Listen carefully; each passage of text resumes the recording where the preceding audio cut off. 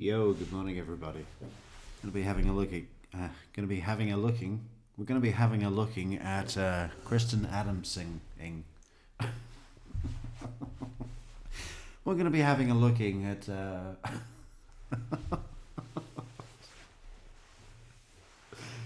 Yeah, this is Kristen Adamson, and we're gonna be having a looking at her testimony, right? Because it was so boring and horrible that I've forgotten what it was. But we're going to find that out right now because she was a liar. You heard it. You heard it. Remember Dan Rashbaum? You heard it.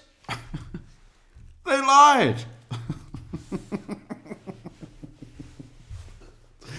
Oh, my God. If ever there was a lawyer that I hate, that I miss the most, his name is Dan Rashbaum. I want to see him again. And in person, you know. I want to take him out for dinner. Yeah, so that's what we're doing today. Is that all right with everybody? Good. Good morning. Good morning. Can you please introduce yourself to the jury? I'm Kristen Adamson. Okay, Ms. Adelson, how are you employed? I'm a lawyer. What type of law do you practice? I practice family law, and I have done so for 37 years.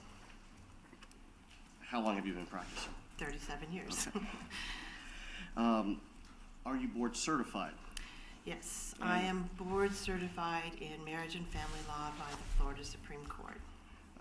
What's involved in becoming board certified? And I've been board certified since 1996. I just recently became board certified, if anyone wants to know. If you want to help us celebrate, leave a like on the video. Head over to buymeacoffee.com and buy us a celebratory board certified coffee on buymeacoffee.com/True Crime Metrix. To take a test on family law, and I had to pass a peer. To take a, what is it called? It's a T word. We had to take a test. That's it. Peer review by judges and my colleagues in the Florida Bar Family Law section. I have to recertify every 5 years, so I've had to also do that every 5 years. I'm coming up, I think 2026, I will be in my thing again. Well, I'll have to recertify. Be in my thing again. Be in my thing again. Also do that every 5 years. I'm coming up, I think 2026, I will be in my thing again. Well, I'll have to Now, does anyone think that she looks less like a lawyer and more like someone that reads tarot cards or practices crystal healing? Yes. I think your base chakra is misaligned with your throat chakra, which is why you are having such horrible addictions to prostitutes. Asian, overweight prostitutes. It's all in the base chakra. recertify. Have you received any other accolades or awards throughout your career for your work in family law? I was heavily involved in the Florida Bar Family Law section on the Executive Council for a long time. I am a fellow in the American Academy of Matrimonial Lawyers, past president of the Florida chapter, and I am a fellow in the International Academy of Family Law Lawyers as well. Are all of these real things, or is this just bullshit things that you can sign up for $49.99? Yes, I am an academic fellow of the American Matrimony Brotherhood. Again, it sounds like crystal healing to me. Which chakra do I need to open to come into your brotherhood? All of those required board certification prior to being allowed to be a fellow, as well as another test nationally and locally, and written tests and oral tests as well.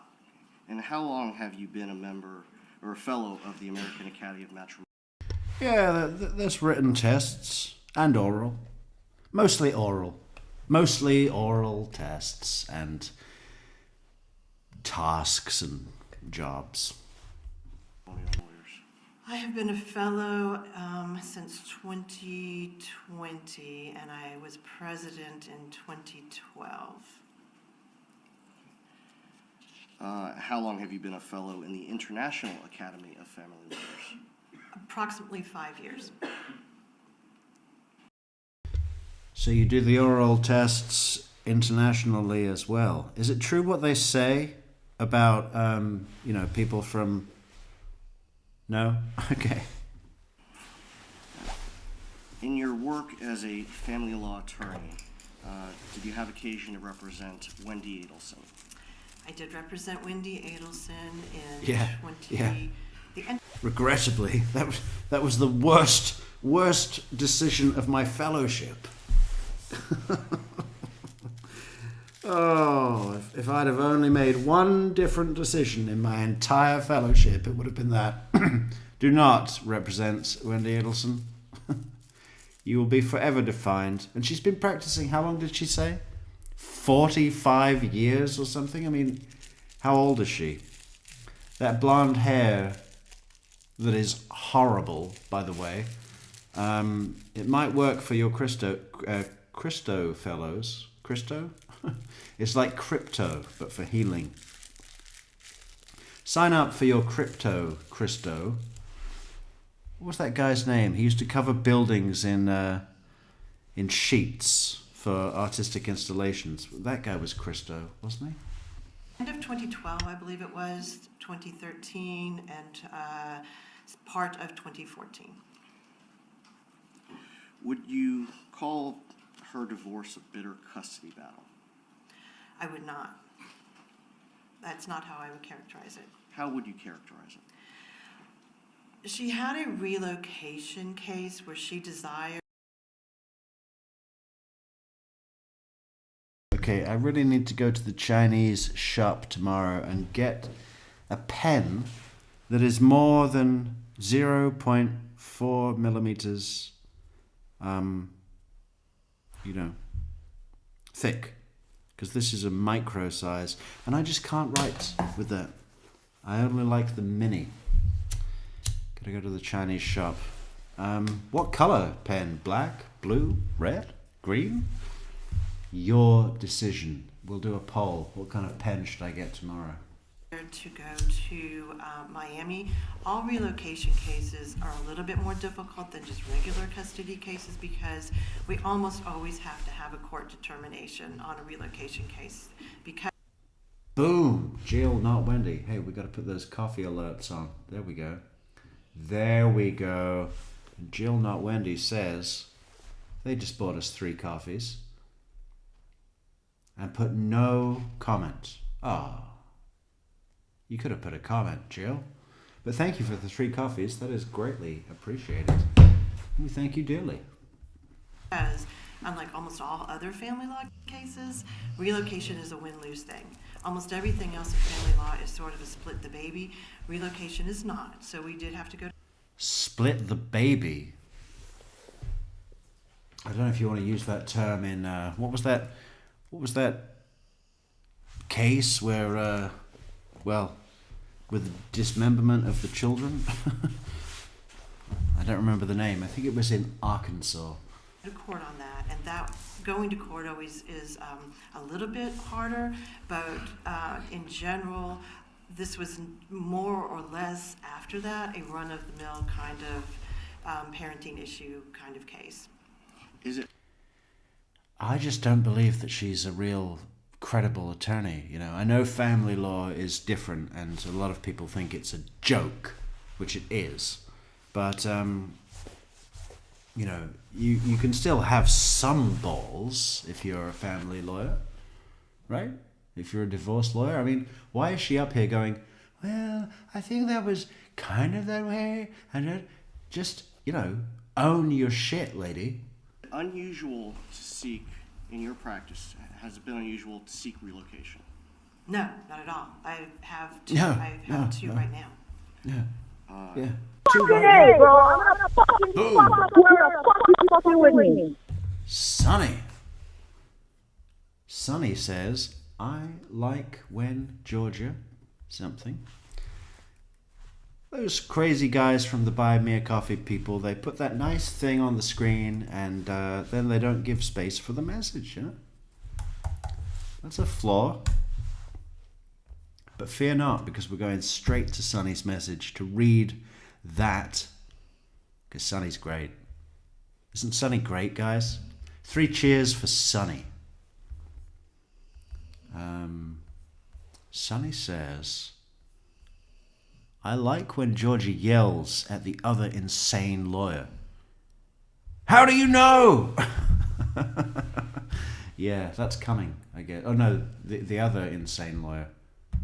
Yeah, maybe, can we do that today? Maybe. We'll see where we get to. Now, speaking to Tallahassee, why is it not unusual? Why is it not unusual? Yes. It's not unusual because it depends on why someone is here in Tallahassee. Tallahassee has a lot of students with the university. They may graduate with a degree, have children, expect to be able to move somewhere else. After they graduate, one person wants to leave, the other person doesn't want to leave. The 2 cases I have right now, they're not here. Yeah. The moral of the story, don't get married when you're still in college. What the fuck? I mean, oh, yeah. No, we have a case where these kids got married when they were still studying. And now, their school is over. And one of them got a job in San Diego, and one of them got a job in Boston. So we're splitting the kids right down the middle. In front of this court, so they're actually, one of them settled. But one of them, one of them settled. Mother It received was $1 million to allow relocation. One of them settled. Very common. Very common. Many of my clients accept $1 million to give up their children and all of their paternal rights, as well as their dignity, pride, and what's the other thing? You want to be a fucking simp? Oh yeah, please give me $1 million. It was never going to happen. a potential job offer in North Carolina. The father lived here. She wanted to move to North Carolina. All of his family was here. Her family was not. She wanted to move somewhere else, so that was one. And another one that I have right now is a person wants to move to Pensacola. Oh, this fucking breathy way that she speaks. Another client that I have right now is again, it's like one of those hotlines from whenever people did that. From whenever people did that and phoned up a call service, and they'd say, "Oh, hello, big boy. I'm feeling so hot. I'm feeling so hot, big boy." You know, what do they call those lines? Like Wendi Adelson says, weird sex lines, right? But she said that in 2014, when, I'm pretty sure, those hotlines didn't exist anymore. The client wants to move to Pensacola because her family... Maybe she was just phoning her lawyer. "Hello, Wendi. Do you like the feeling of silk? I love the feeling of silk on my body." is there, and the father does not want to because his job is here. So it's almost always about moving to be close to your family when a marriage dissolves. I mean, that even happened with my sister when she divorced in Florida. She moved to Atlanta to being close to my... The real question is, okay, Donna Adelson is on trial. I think this is the first witness after the array assortment of gourmet swingers were heaved onto the stage, onto the stand, onto the public stage for the world to see, the Metrix stage. But then they went here. And what is this? Why is this a thing? They want to rebut something that the prosecution has asserted. Now, what would that be? That this was a contentious divorce, right? That this was a horrible divorce that could easily, in the minds of the jury, result in a murder for hire plot. That's the thing that they want to contest. They want this witness to come up here and say, this wasn't bad. I have a client right now that wants to move to North Carolina and mend their chakras. You know, I told them that they need to go to the base chakra of planet Earth, San Francisco, but they didn't want to do that because of relocation, right? So I helped them, just like I helped every client relocate and send the father away with a bag of money. My parents. It's a very common thing for people to want to move to. Your parents? No wonder you're so fucked up. The real question is, why? Why is Kristen Adamson coming up here with 100 years of experience or whatever it is, a boatload, longer than most people's careers, she's been doing this. Why is she coming up here? Has she taken a payout? Has Harvey gone to her and said, listen, you're about to retire. You should have retired 20 years ago. Here's a bag of money. Now get up there and do everything we say. Is that it? To be near their parents, no matter how old they are. Now, do you have parents who attend client meetings? I do. And it doesn't seem to matter whether my clients are 20 or 40.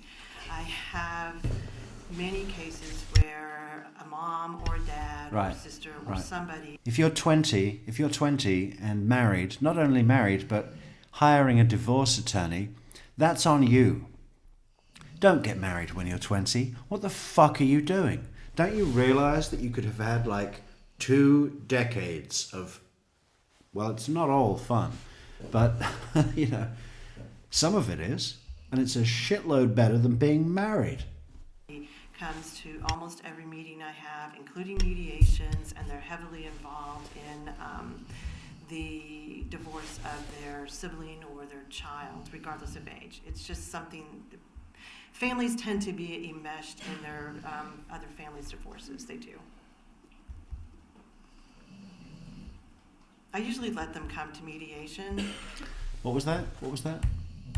Families? They're heavily involved in a mom or a dad, or and it doesn't seem to matter whether my clients are 20 or 40.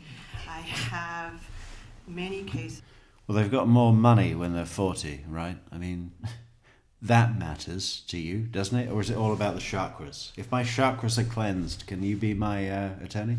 Where a mom or a dad or sister or somebody comes to almost every meeting I have, including mediations, and they're heavily involved in the divorce of their sibling or their child, regardless of age. It's just something.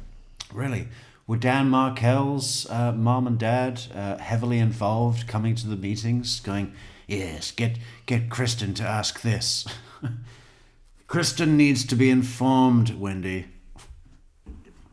Families tend to be enmeshed in their other families' divorces. They do. I usually let them come to mediation because sometimes it's important to hear how the mediation is going so that they don't try to armchair quarterback it after the meeting. Nice, Jill, not Wendi, who says, it always baffles me when people who make tons of money dress like hobos and evidently get their hair done at Supercuts. It is a horrible haircut, isn't it? And I think if she was just a little bit less cream cake, like how many cream cakes do you need with your afternoon coffee? Put the cream cakes down. Go on the brown rice diet. Nothing but brown rice, 10 days. No salt, no vegetables, no fruit. Nothing. Brown rice, long grain basmati, and some of those chins are just going to fall off your fat face. Understood. Now, you indicated that you typically have to go to court for relocation. How difficult is it to get court approval for relocation? Well, I always tell my clients in Leon County that even though, according to the statute, there's no presumption that someone should be able to leave or not leave, I do think that there's a presumption against relocation. And I always tell my clients that it's a very hard thing. Jane is the person who gives me the biggest ick out of anyone. Should we go to the TV interview? Briefly. We'll jump around a little here. It's another late night Metrix special, so we're just fucking around. I was dreaming when I was sleeping about episode 3, Finding Ben, right? We've got big news coming on Finding Ben. It's unfortunate that most of it we're not going to be able to show you. People keep coming to me, they say, listen, we are members of the resistance. I can't tell you everything I know right now, but I will in time. Was I just putting into Google? Jane McPherson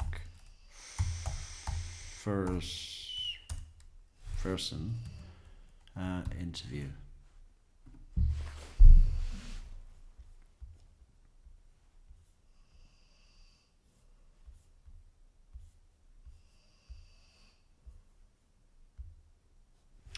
Is that it?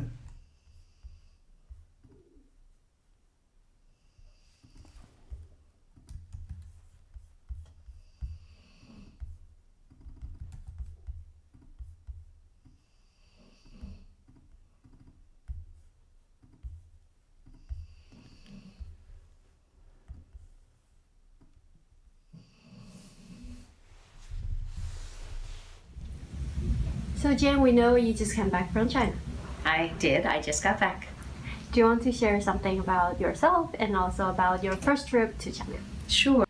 So this right here is the person, obviously you all know, that came into Wendi Adelson's interview and named Jeff Lacasse. Wendi gave her the cue of a lifetime, practically a director's cut. Jane, who could have done this? And are they going to come after my kids? Or me? Who's next? Is Jeff this much of a lunatic? Oh, I didn't even think of it, Jeff. And Wendi Adelson looked at Jane and thought, this lady is impressionable. I can direct her sub rosa, and she will be none the wiser and happy to perform. And then I can toss her in the trash like last Sunday's garbage, right? And it got me thinking, if I were a master manipulator that could use the fuck out of people, wouldn't that be the dream? Would I select this woman? Probably. Let's see if we can understand why, though. This is just a short interview about Jane telling us that she just got back from China. My name is Jane McPherson, and I'm an assistant professor at the University of Georgia at the School of Social Work. And University of Georgia? Well, they keep on reaching, don't they? They keep on reaching for that educational rainbow. my specialty is human rights and human rights practice in the field of social work. And I had the pleasure of Well, there's no better state than Georgia to practice human rights. a few years ago of meeting folks from the Raoul Wallenberg Institute, and they invited me to come to China to do some training for social workers there.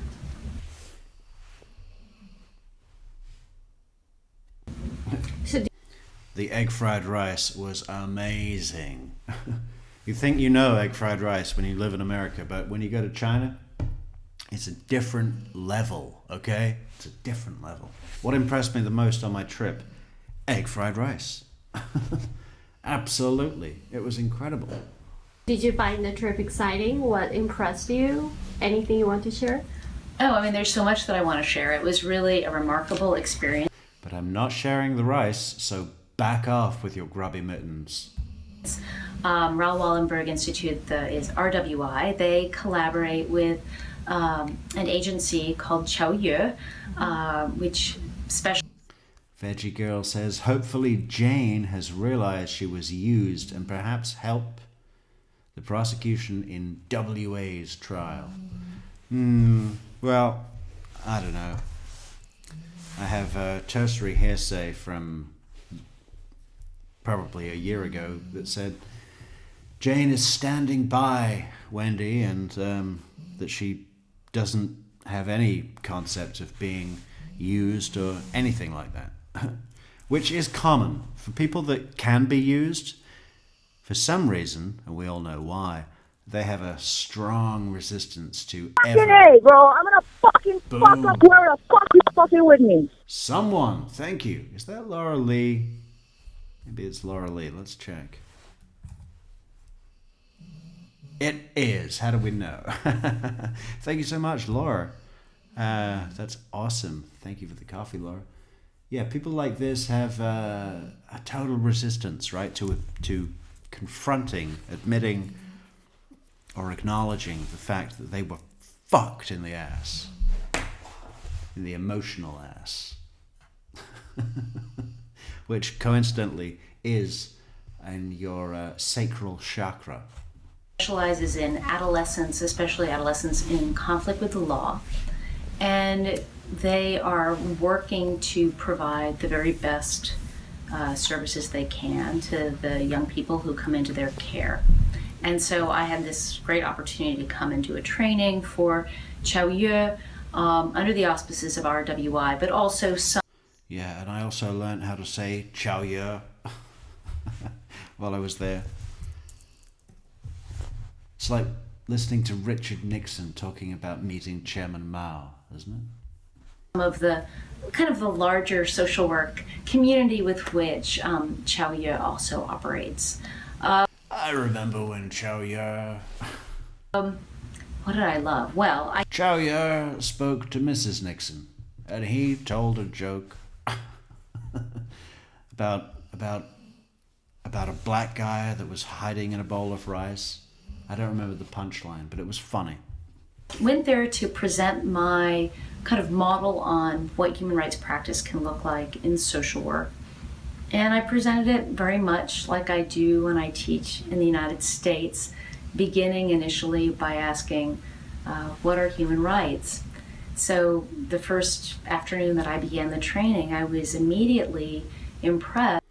I don't know, I think there's a different opinion about that in China, isn't there? I mean, I think there's less human rights in China, and it's more like George Orwell told us, right? It's just Big Brother is watching you, and in I don't know, where am I getting this information? But in that kind of society, there is no God. There is no center of spiritual thought. There is only the sacred becomes that is controlling you. At least that's how George put it. By these 25 social workers. Snoring needs to stop. And how quickly how much they knew and how quickly they were willing to sort of step into a conversation about human rights with me as a foreigner. And all of our conversations were mediated by translation because I am outside both the culture and language in China. So it was extremely interesting. We went around the room and the social workers introduced themselves to me. I asked them to mention a human right that they were aware of. And they would. I would be looking into Jeff Lacasse. He's former military and definitely knows how to use a gun. Through many, both the political, economic, social, cultural rights, they really easily brought them to mind. It was very interesting to me.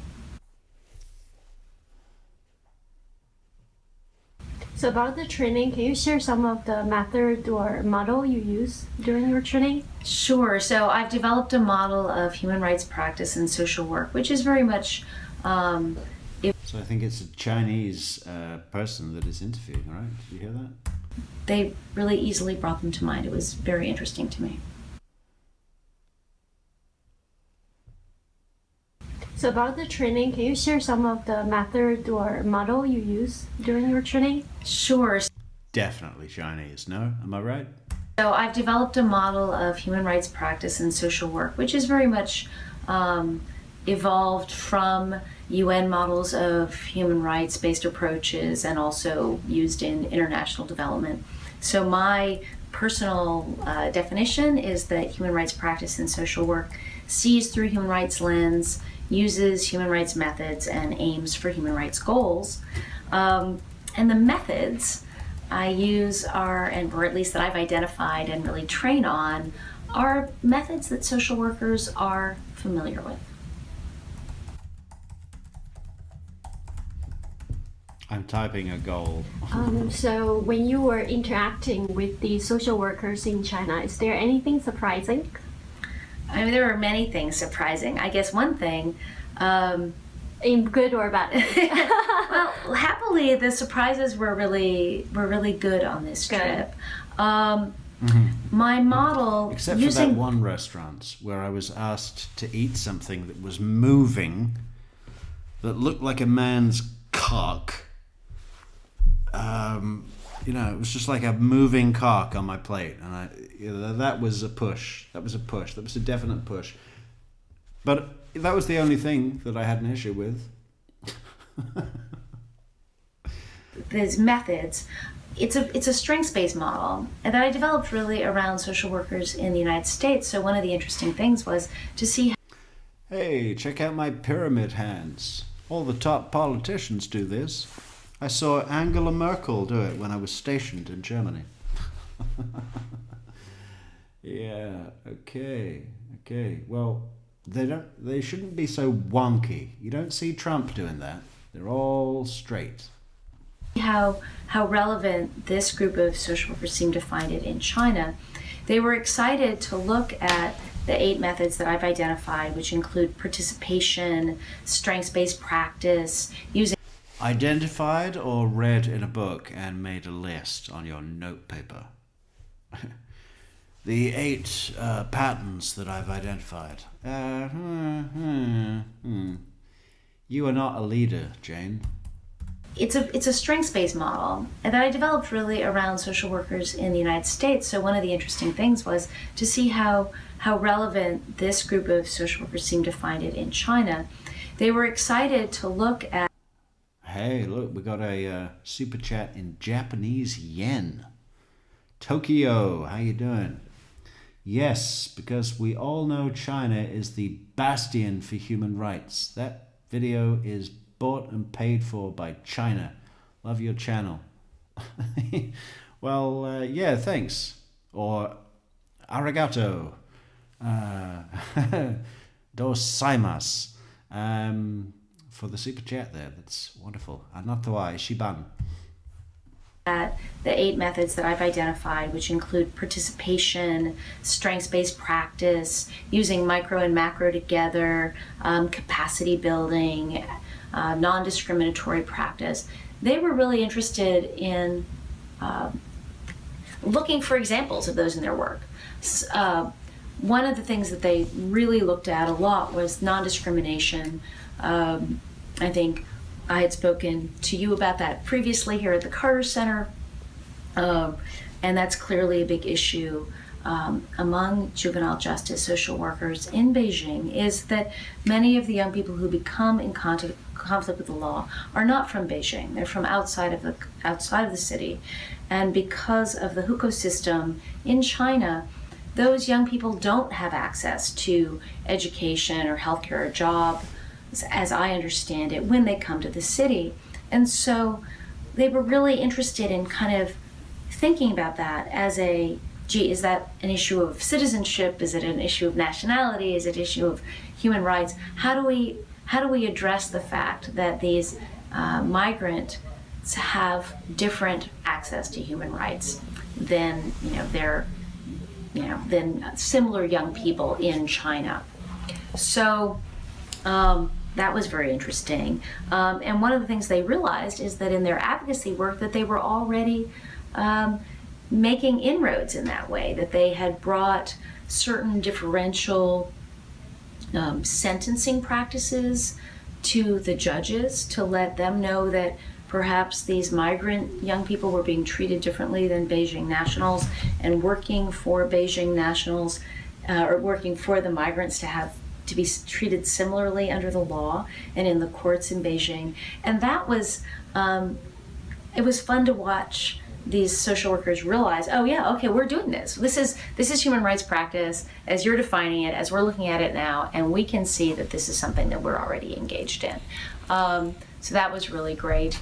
And it was interesting to see how I think eager that at least this group of 25, they really took my model and they took it apart, and they were quick to look and see how are we using these practices in our work. I think one difference in my model, that's an important difference that we used in China versus the United States. In the United States, I use activism, and in China, we did. Okay, I want to just draw a note back to Fake Ben that we've been watching recently. Should we go to Fake Ben just for a moment?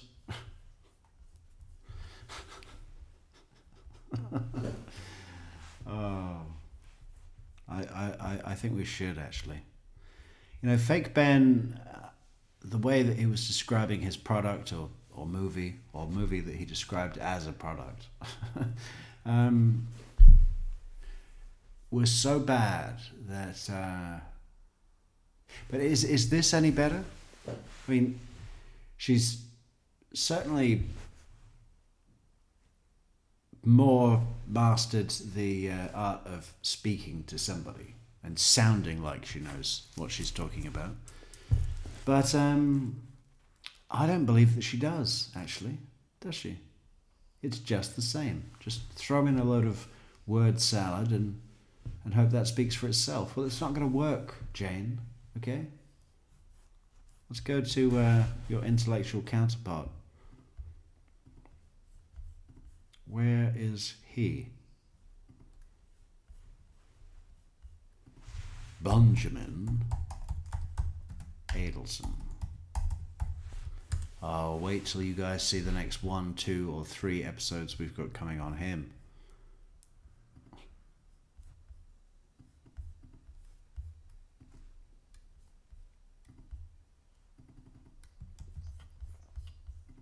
We did translate that.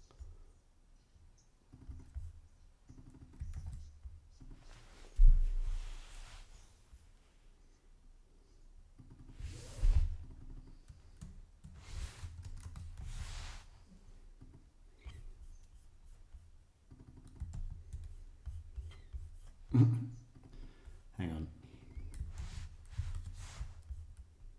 Or the distribute the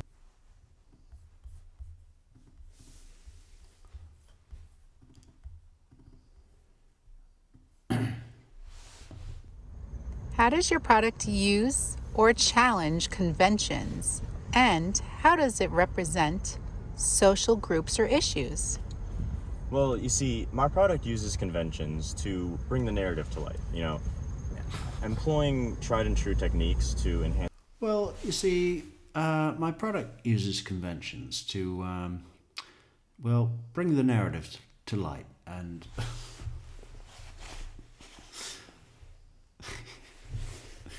You know, okay, we know what you're doing. We know what you're doing. You've got a pre-prepared script and you're trying to make it sound like it falls naturally as if it's off the top of your head. That never looks good. Let's say it again. How does your product use or challenge conventions? And how does it represent social groups or issues? Well, you see, my product uses conventions to bring the narrative to life, you know, employing tried and true techniques to enhance its impact. So one thing that I did was use low-key lighting And this really serves as a cornerstone of the visual aesthetic of the product. You know, I wanted to have long shadows. Hang on, what was the question again? We've got to do this again, okay? I really want to get this down this time. Yeah, I'm sure we're going to have all those people come in here and say, you're exploiting children. We're not exploiting children. We're trying to understand them, okay? There's a difference.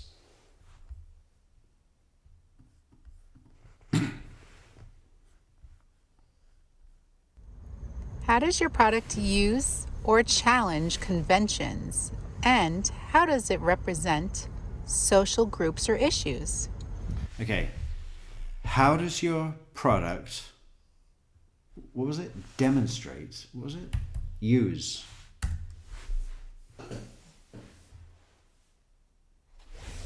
How does your product use or challenge conventions?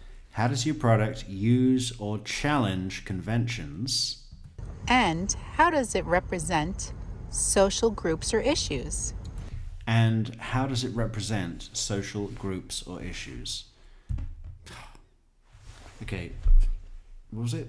How does your product use or confront, was it? Shit, I don't even... One question at a time. That's a compound question.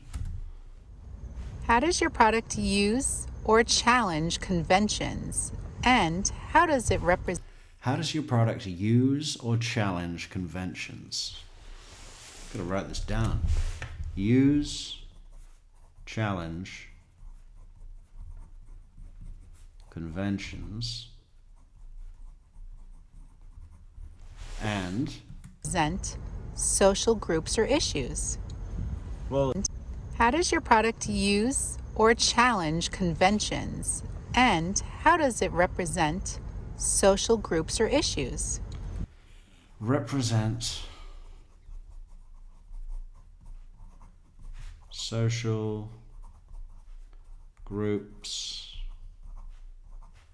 or issues. well, you see, my product uses conventions to bring the narrative to life, you know. And That would be the answer to why does your product use conventions? Yeah? The question is, how does your product use or challenge conventions? Now, that doesn't call for an answer that says, my product uses conventions because we want to bring the narrative to light. That's the intention, you know. I mean, the question calls for an answer like this. My product uses conventions by adhering to the rule of thirds principle in all of our filming techniques, with a nod to what's his name, Bogdanovich, directing the movie Paper Moon in 1973 with Ryan O'Neal and Tatum O'Neal. You know, we drew from those conventions. The rule of thirds. You know, that's the kind of answer, and then other things that I can't think of right now because I'm on the spot and I'm not prepped. But that would be a convention that he could say, that's how my product, which is a movie, uses conventions. We adopted the rule of thirds. But no, his answer is, my product uses conventions to bring the narrative to light. Okay, that wasn't the question. That's why. We want to know how. employing tried and true techniques to enhance its impact. Employing tried and true techniques. That's what we want to delve into. Not that they're tried and true, but what the fuck are they? So one thing that I did was use low-key lighting, and this really serves as a Okay, low-key lighting. I think, all right, fine. I mean, he's getting there. Cloak warmer, but we want to know where that convention is set, because the way that you're describing it just sounds like a decision, whether it's using a convention or not. Cornerstone of the visual aesthetic of the product. I wanted to have long shadows and create an atmosphere of palpable tension, right? So that and long shadows do that, do they? I mean, I think there's a bit more to it than that. It's not just, ooh, yeah, we've got a sinister character here, so we're going to make a long shadow. added intrigue to the overall product. Boom! Laura, thanks so much. $2.79 Canadian. Where'd you get that number? Okay, we love it. We love $2.79. The careful orchestration of light and shadows not only set the mood, but also the underscores and the thematic undercurrents of the story. It invited viewers to delve deeper. Danielle Savoy. Bonjour, Danielle. Yes, thank you for deconstructing his non-answer and providing an appropriate one. Love this shit. Oh, really? You don't think I'm smashing the boy? God, people have been so funny about this, And I think it's undeniable that most people are on my side, which is amazing. That's never happened to me before. Into its mysteries, which was the overall goal. Now, in tandem with the lighting, the strategic use of the contrasting costumes. In tandem with the lighting isn't what he means. What he means is as well as, right? In tandem with the lighting means that they were, not only going on at the same time, but in sync with each other, right? Like a tandem bicycle. They're not only happening at the same time, but they're one of the same in a way, but also two different things. Adds layers of complexity. So is he going to say that, or is he going to say the shit thing? And just thought, instead of as well as, I could say in tandem with the lighting, because that sounds like I'm a businessman. And the thematic undercurrents of the story. It invited viewers to delve deeper into its mysteries, which was the overall goal. Now, in tandem with the lighting, the strategic use of the contrasting costumes adds layers of complexity to the narrative. You see, when he said the strategic use of contrasting costumes, it's almost like what he's trying to do is put all of these words in, right? These descriptors. But what it ends up doing is making the listener's brain so clouded trying to figure out this fluff that they miss the fucking point, if there ever was one. The strategic placement of the... what was it? Undercurrents of the story. It invited viewers to delve deeper into its mysteries, which was the... Invited viewers to delve deeper into its mysteries. The overall goal. Which was now, in tandem with the lighting, the strategic use of the contrasting costumes add... The strategic use of the contrasting costumes. My brain has to work so hard to work out what the fuck that's supposed to mean that as soon as he goes on to the next sentence, I'm lost. Layers of complexity to the narrative. It provides... The contrasting costumes. He probably thought, ooh, yeah, there's a bit of alliteration and assonance, and I'm a poet. I'm the new American poet. Jim Morrison is dead, and Bob Dylan, he's gonna be dead soon, probably. That'll be a dark day, won't it?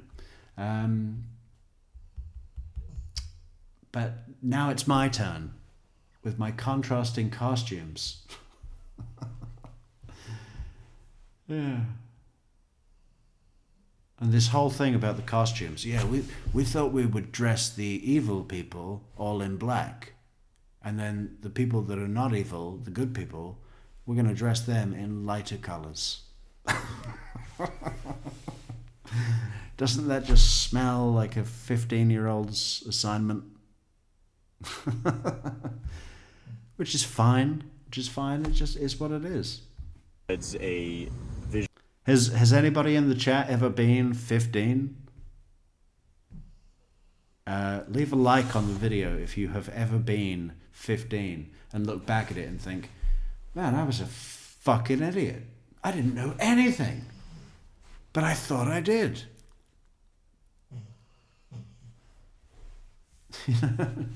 Which is just an ongoing thing, isn't it? You know, I think about that about myself on a daily basis. I'm like, oh man, that thing I did yesterday, I was a fucking idiot. You know, and I'll do the same again tomorrow, and every day after that, right? Visual cue that tells the audience that there is a separation, that there should be a distinction in between the kidnappers and the victim. You know, having a stark juxtaposition of dark, menacing attire versus a, you know, very brightly colored and lighter toned clothes. Do you think this is how Vince Gilligan went and pitched Better Call Saul? Yeah. These Mexicans that we're going to have in the thing, they're going to wear dark clothes because they're crime, and they're gang and crime and drug crime and dark clothes. Okay, but then the lawyers, they're gonna have accents of blue, right? They're gonna live in a sterile environment because they're so clean, legally, right? You see where we're going? I mean, that would be a better pitch, what I just did, but you know, it didn't come up. Vince Gilligan certainly didn't walk into whoever gave him the money and said, the contrasting costumes of revolutionary cast and set design lead us to believe in the fundamental aspect of public perception. Okay. Clothes for the victim. You know, it was white and tan versus all black clothing, and this helped to create a very large difference and really add to the emotional stakes that the audience had.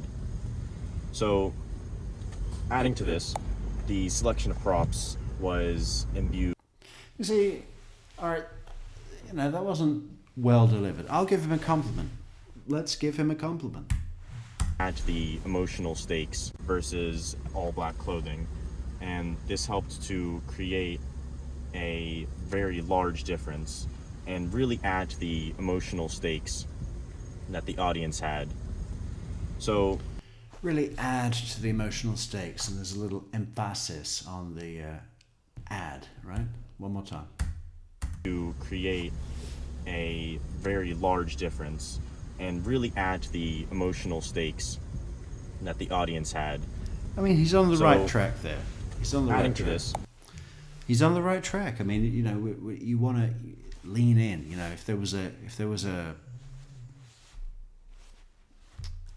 you know, an energy. You're talking to someone face to face, standing up.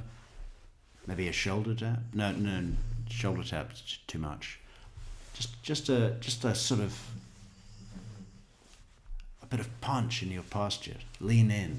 Really add something to the blah blah blah. He's on the right track. I mean, he's driving a car, so we'll give him 1 point. the selection of props was imbued with symbolic significance, right? Each Lost the point. Symbolic significance almost as bad as, what was it? Customized costumes. Contrasting costumes. The symbolic significance of contrasting costumes. This is when you know you're done. object was carefully chosen to evoke a specific emotional response and further immerse the audience in the world of the narrative. You know, each object specifically So as an example, the bat, right? The bat is something that you'll usually see in crimes, low crimes, and the gloves can, conceal identity. Same thing with the bandana. And overall, they work together to create a very dark, menacing, fearful idea of these characters, which again was the goal and intention that I had when designing this project. Now, in addition to its masterful use of cinematic conventions, my product also confronts pressing social issues head-on, shining a spotlight in the pervasive threat of kidnappings in our society. It's something that is really important to talk about sometimes, and I think that through its portrayal of... Pause. That was the worst line of the whole thing, I think. What was it again? Its masterful use of when designing this project, Now, in addition to its masterful use of cinematic conventions, my product also confronts pressing social issues head-on, shining a spotlight in the pervasive threat of kidnappings in our society. It's something that is really important to talk about sometimes, and I think that through its portrayal of a lone individual ambushed in a desolate street, the film can serve as a chilling reminder of the vulnerability that we all face in an increasingly uncertain world. It really urges viewers to remain vigilant. And I think that was it, right? The one thing my product was, apart from the masterful use of cinematic conventions, that's when you lose anybody that's listening. No one wants to hear that. Proactive in safeguarding themselves and their loved ones against such predatory acts. Furthermore, the narrative delves deeper into societal implications surrounding the issue of kidnappings, shedding light on... You talking about the golf cart video? I mean, in what way? Social issues. What? We live in a gated community. And drive a golf cart to school. The disproportionate impact it has on marginalized communities by... Marginalized? Yeah, you're marginalized, fake Ben. You're in the rich margin. Now people are going to come and say, oh, did you hear him? He was so jealous. Oh, he looked at that rich kid and he said, I wish I was that rich kid. Why was I never that rich kid? That's what some people think when they hear me talk about this guy. Portraying diverse characters.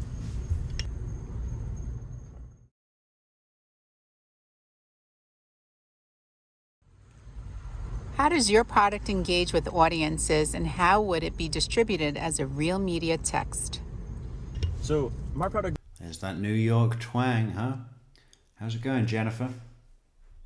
Good to see you, Jennifer. Do you know Wendi, Jennifer? Do you know Harvey? Who is Harvey to you? Engages with audiences in several compelling ways. The primary method of engagement lies in the adept creation of fear. From the outset, the plot is... You know what I realized the other day?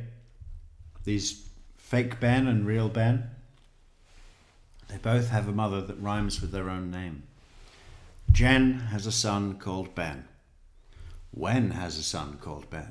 I mean, could you call these emails from Wendi where she's signing her name me? Have you seen that? We're going to do a video on that tomorrow. She'll write an email to her mother and then say, okay, see you later, from me. I have never seen anybody do that, and I think the implications of someone that does that is incredible. It certainly fits with Wendi. who signs off an email? Me. Please, if anyone does that in chat, let us know.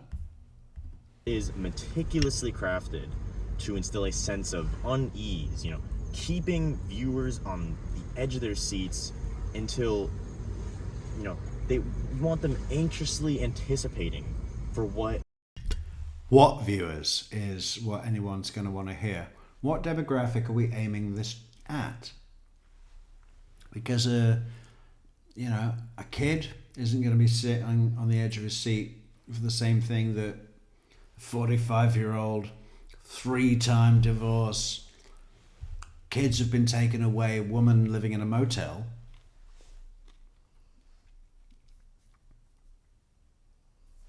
That would be a different thing. Who's the demographic? He hasn't said any of that. Our product is aimed at is going to unfold next. And the film's narrative arc is carefully structured to elicit a visceral response, with each twist and turn serving to heighten the tension and ratchet up the suspense. As the story unfolds, subtle cues and foreshadowing hint at the impending danger lurking just beneath the surface. The goal is, once again, to send shivers, as you'd say, down the spines. So this guy's dad is a lawyer, right? I'm not sure what kind of lawyer. Could find that out, but supposedly he speaks in court, maybe, if he's that kind of lawyer. I wonder how he does. It'd be good to find some videos of him. His name is Anthony S. Adelson, I think. Well, it's definitely Anthony. I think the middle initial is S. Somebody go and find a video of him. Of viewers who find themselves ensnared in the gripping tale. Furthermore, the distribution of the product is strategically planned to maximize its reach and impact. The strategic what did he say? Distributation. Okay. So, leveraging the power of digital platforms, the film is poised for widespread dissemination across online channels through targeted advertising campaigns and cross-promotional partnerships with relevant brands. Efforts are made to generate buzz and pique the interest of potential viewers. By tapping into the vast reach of platforms like YouTube, as we used. Anybody you're speaking to knows the vast reach of platforms, okay? They get bored when you have to... Social media is a great way to get in touch with other people. Okay, yeah, we know. It's online now, so you can do it on the internet.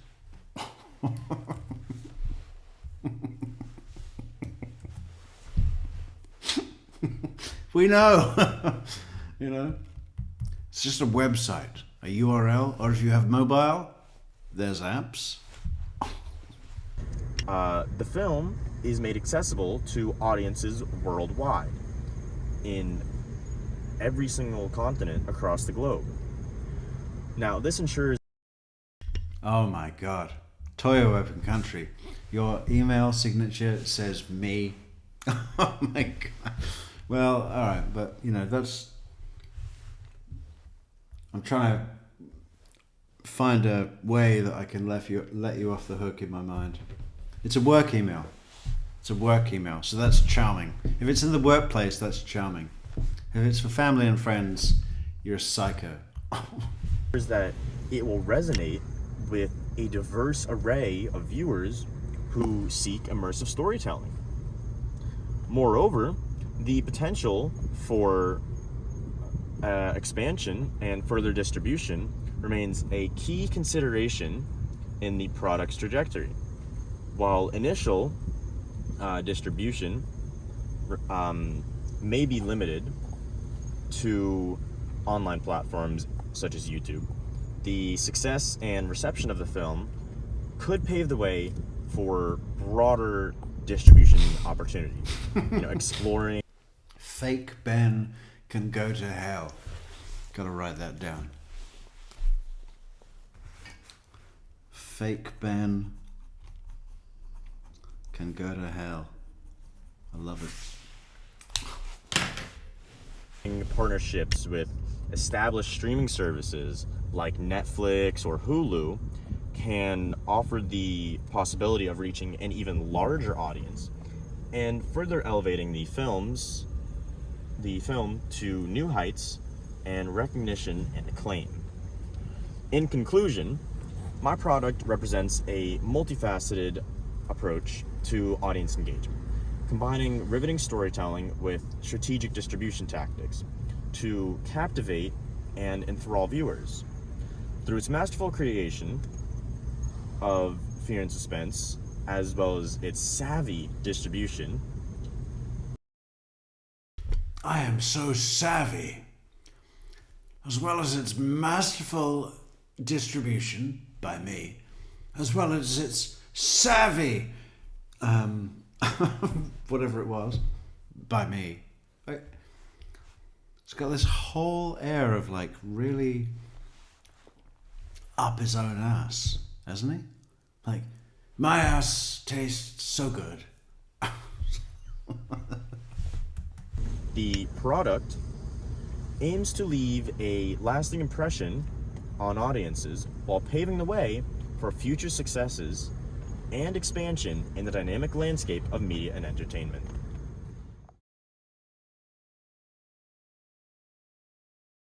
Oh, hang on. Did you see that?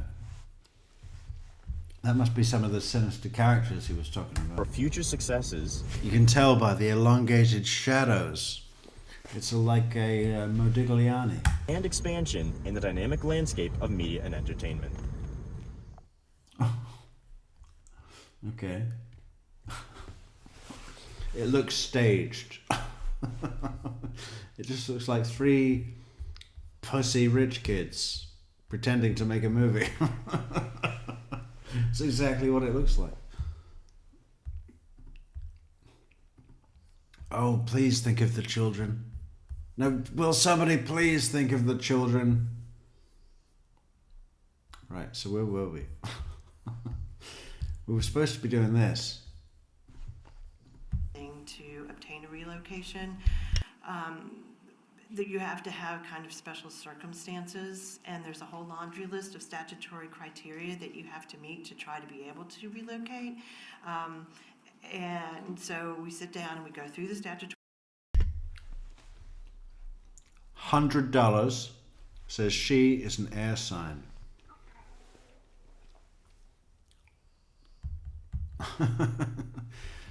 Because she speaks airily, doesn't she? Criteria and determine whether or not you'll be able to do it. Most of the time, I tell them it's a 50-50 shot at best. Sometimes a little bit more, sometimes less. Okay. Did you have that conversation with Wendi Adelson while you were representing her? I did. Okay. And did you advise her of that same information? I did. Basically, I told her that if this is something that was important to her, this was her one shot at it. If you get divorced and then try to relook it afterwards, you're probably not going to win unless something really substantial comes up and changes it. So if she wanted to try to be able to relocate, this was her shot at it at best. So in other words, is it, not that it's easy, but is it easier to try to obtain relocation in the initial proceeding or in a modification? In an initial proceeding. Okay. Now, the standard for a modification, what is that? Standard for a modification is a substantial change in circumstance. And at the time that I had Wendy's case. Do you think this is Zellman's kind of woman? We're gonna cut to a shot of Zellman in a sec. Josh Zellman, representing Donna Adelson. Yeah, I think it might be his kind of woman, right? little wide, legal, legally blonde. There was also another component which no longer exists, but at the time that I had Wendy's case, you had to prove there was a substantial change in circumstances, that it was in the best interest of the child for a modification, and that it was detrimental to the child not to modify. That detriment part does no longer exist. Now you have to just prove there's been a substantial change in circumstance and that it's in the best interest of the children. But at that point, you would have had to prove that. Donna Klein Academy, Boca Raton, Florida. Why would Dan not want his kids to go there? Because he's abusive, because he doesn't want them growing up to be more clever than he is. That it was detrimental in some way to the children to modify. Is that why you advised Miss Wendi Adelson, if she wanted to try relocation, she should do it at the front end? Yes. Proving detriment is hard to describe to clients because they don't understand how substantial that really has to be. It has to be very substantial. Children are failing in school, children are potentially being neglected or abused, or there's alcohol or drug or mental illness. Okay. Have you ever been successful in convincing a judge to grant relocation? I personally have only won one case in 37 years for relocation. So, would you say it's difficult? I think it's difficult. Now, even though you've only gotten court approval for one with a client, have you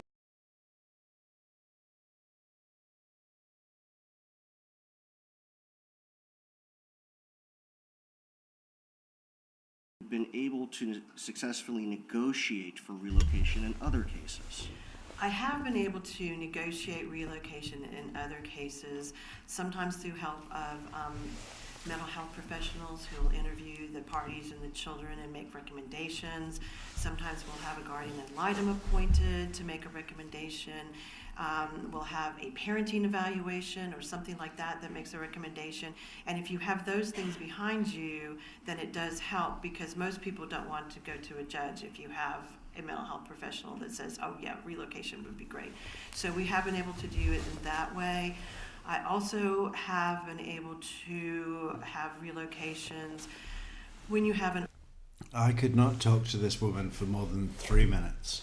What is the deal with that? We have been able to do it that way. I breathe the words out of my mouth because I talk like a madam. I mean, what the fuck? Is it supposed to be good in family court so she can say to the judge, Judge, relocation is in the best interests of the children, Judge. We must relocate the children to Miami, Judge. Why does she breathe the words out of her mouth? Listen. That makes a recommendation. And if you have those things behind you, then it does help, because most people don't want to go to a judge if you have a mental health professional that says, oh yeah, relocation would be great. So we have been able to do it in that way. I also have been able to have relocations when you have an older child who really wants to relocate and the other parent doesn't object. Or sometimes you have... Well, if he's an older child, just send him on his way. You want to relocate? You want to go and live in Manhattan? Okay. Here's $50. Call me in a year. Like in my sister's case, which I actually did, shouldn't have, but I did represent my sister. She moved to Atlanta, and then her husband was able to obtain a job in Atlanta and move up there to her former husband. So we negotiated all those things. And I think you said you explained all of this to Wendi. I did. Was she aware that the chances of success were low? Yes, I mean, I told her that this was her shot. I thought she had some good reasons. I would never have someone file a relocation if I didn't think they had a shot at it. So I think she did have a shot at it. Pewee Newton. One case in 37 years doesn't sound like 50-50. Yeah. It's probably not 1 in 1,000. Is it? How many cases would that be? Say, I mean, she's got to be doing like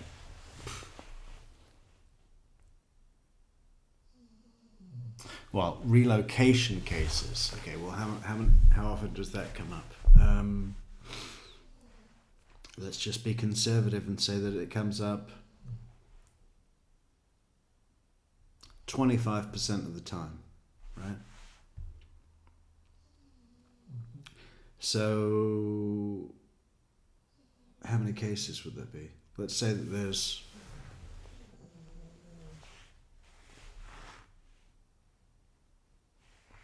2 a year that are relocation cases. 37 years is 74 cases. It's 1 in 74 with a total guesstimation of statistics. For many reasons. But Well, I thought it was possible, but not very likely. Yeah, but I thought it was possible, but no, not very likely, because, it was about a 1 in 100 chance.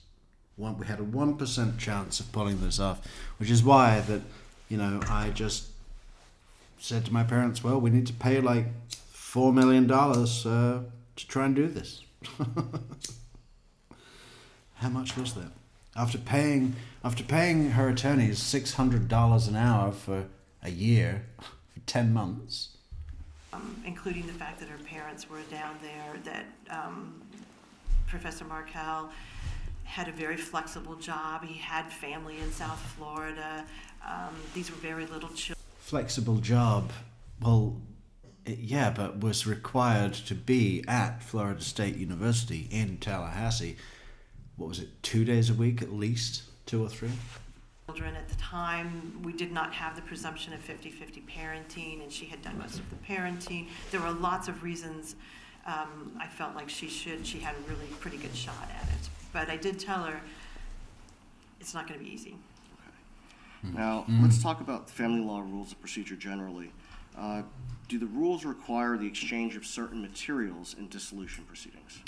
Yes. And what are those? We have mandatory disclosure in divorce and modification proceedings, including custody and just regular divorce. And pursuant to the Florida Supreme Court rules and 12.540, we have to file a financial affidavit under oath that the parties and lawyers and their paralegals help them fill out. We also have to provide a laundry list of documents that keeps getting larger. It's bank statements for 3 years, it's retirement statements, it's deeds, it is credit reports. I mean, it's a very large. Donna really gives herself away when she's assessing someone, doesn't she? Because what's she been told? She's been meeting with the defense team and on the phone and all that. I mean, they've been saying to her, listen, what we need to do, we need to get that Kristen Adamson in here.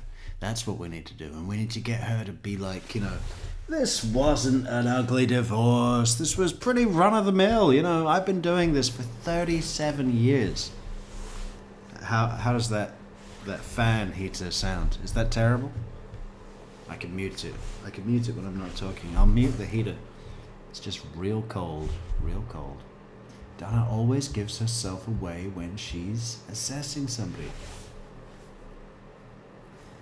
The thing I want to know is,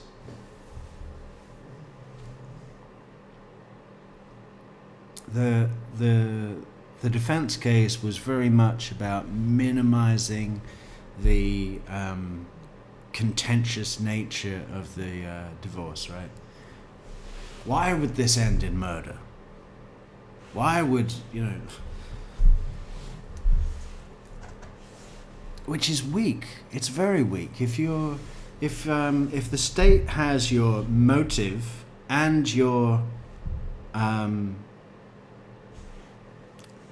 actual steps that you took to do the murder, your process, your motive and your process, and all you're arguing is, there's no motive. It's like, well, actually, there's a process that says there was a motive. So if the state didn't have the process to back up their opinion of the motive, it would be like he said, she said. But the state has this other thing that indicates the motive to back it up, right? Defense didn't have that. It was so weak. I was really expecting something to come and go, wow, that was a good defense. That was a good defense. I was expecting something. I was expecting something better than Daniel Rashbaum, and I think actually we got something worse than Daniel Rashbaum. Fucking with me. Voluminous. Pariah, thanks for the 3 cups of coffees there, Pariah. Great stuff. Pariah says,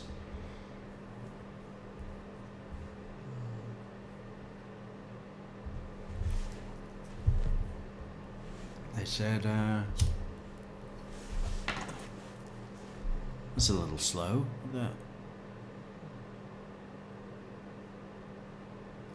They said Metrix. Great. Good. Thank you for the coffees, Pariah. Please do, everybody, support the channel on buymeacoffee.com/TrueCore Metrix or PayPal, the new, modern, easy app. So easy. Just download the app and then boom, support Metrix. Any time of day. Not even when we're just doing the show. Any time of day. Boom, support Metrix. Yeah. Maybe you're out to dinner and you're thinking, hey, you know who would enjoy this meal? Metrix, right?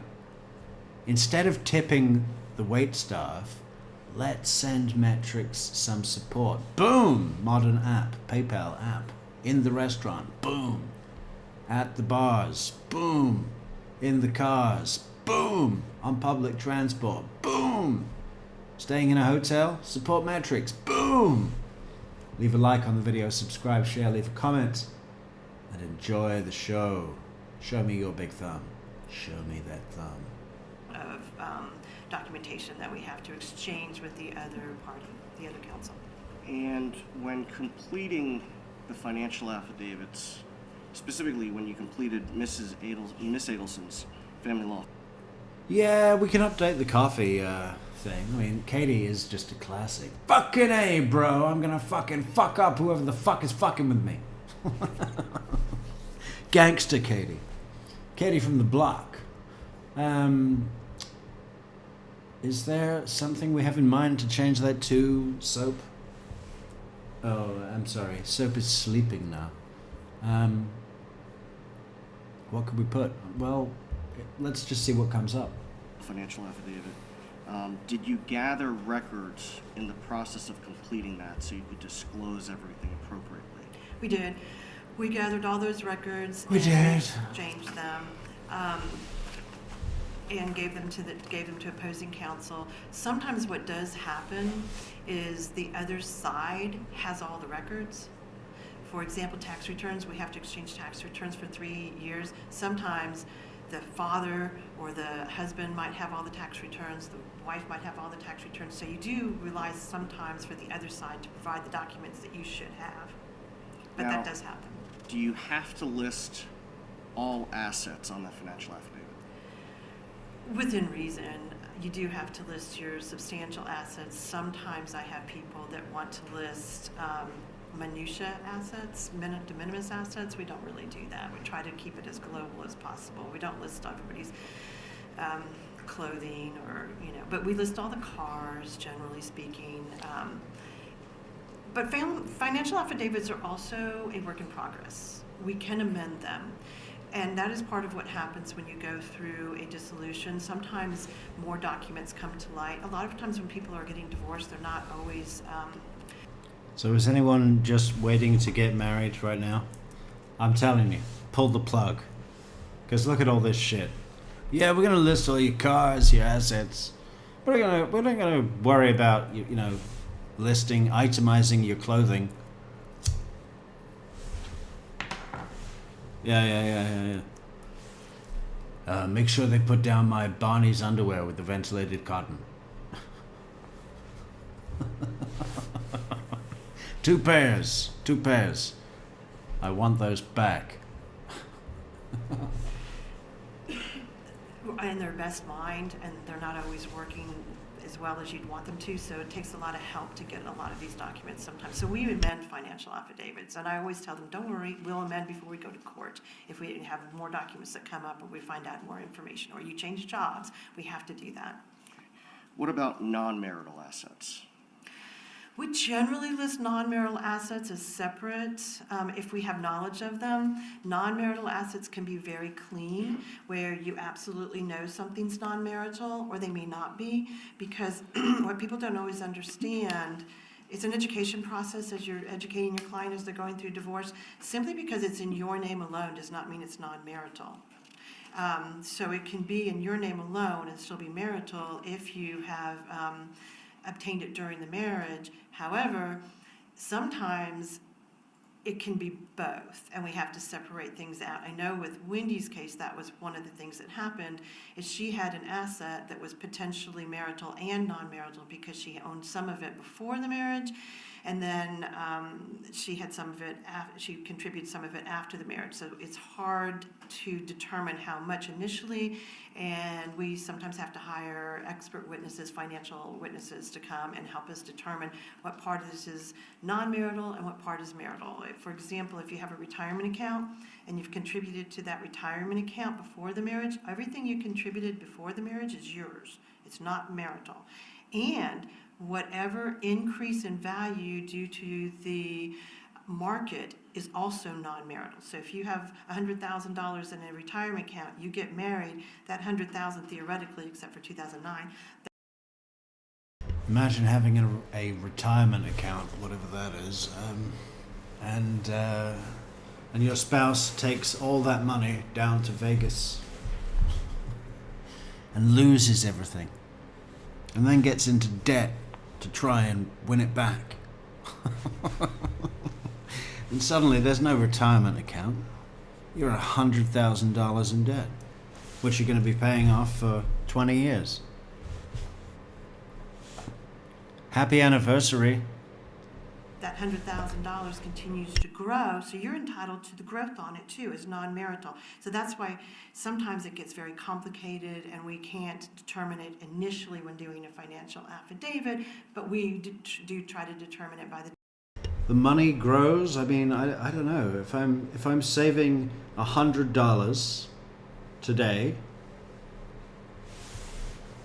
as someone around the age of 40, there's like 25 years-ish, around about, before retirement, or the accepted age of retirement. I've already retired. What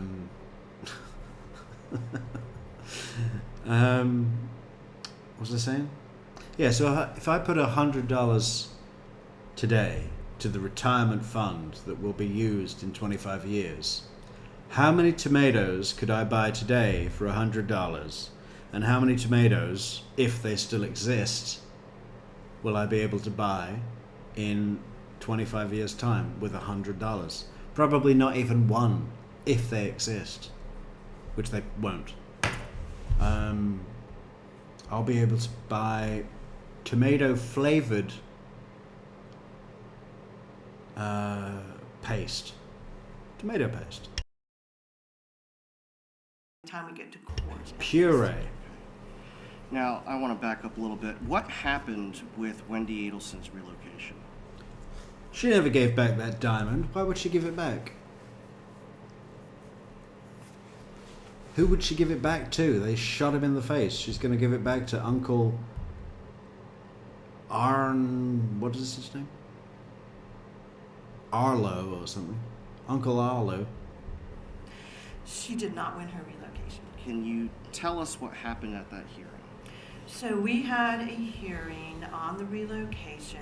We put on Wendi Adelson, and she testified about the reasons that she wanted to move. She did have a job offer in Miami. We put on the lawyer from the law firm that had offered her the job. He testified. The lawyer from the law firm, as opposed to what? The fucking dairy farm. We put on the lawyer from the law firm. We thought that would be a good move. Yeah, I had this idea. Oh, let's try this. We put in a lawyer from the law firm. About what the job would be, how much more money she would be making, and the flexible hours, et cetera, et cetera. We put on Petrochemical-based tomato substitute. Yum. Yeah.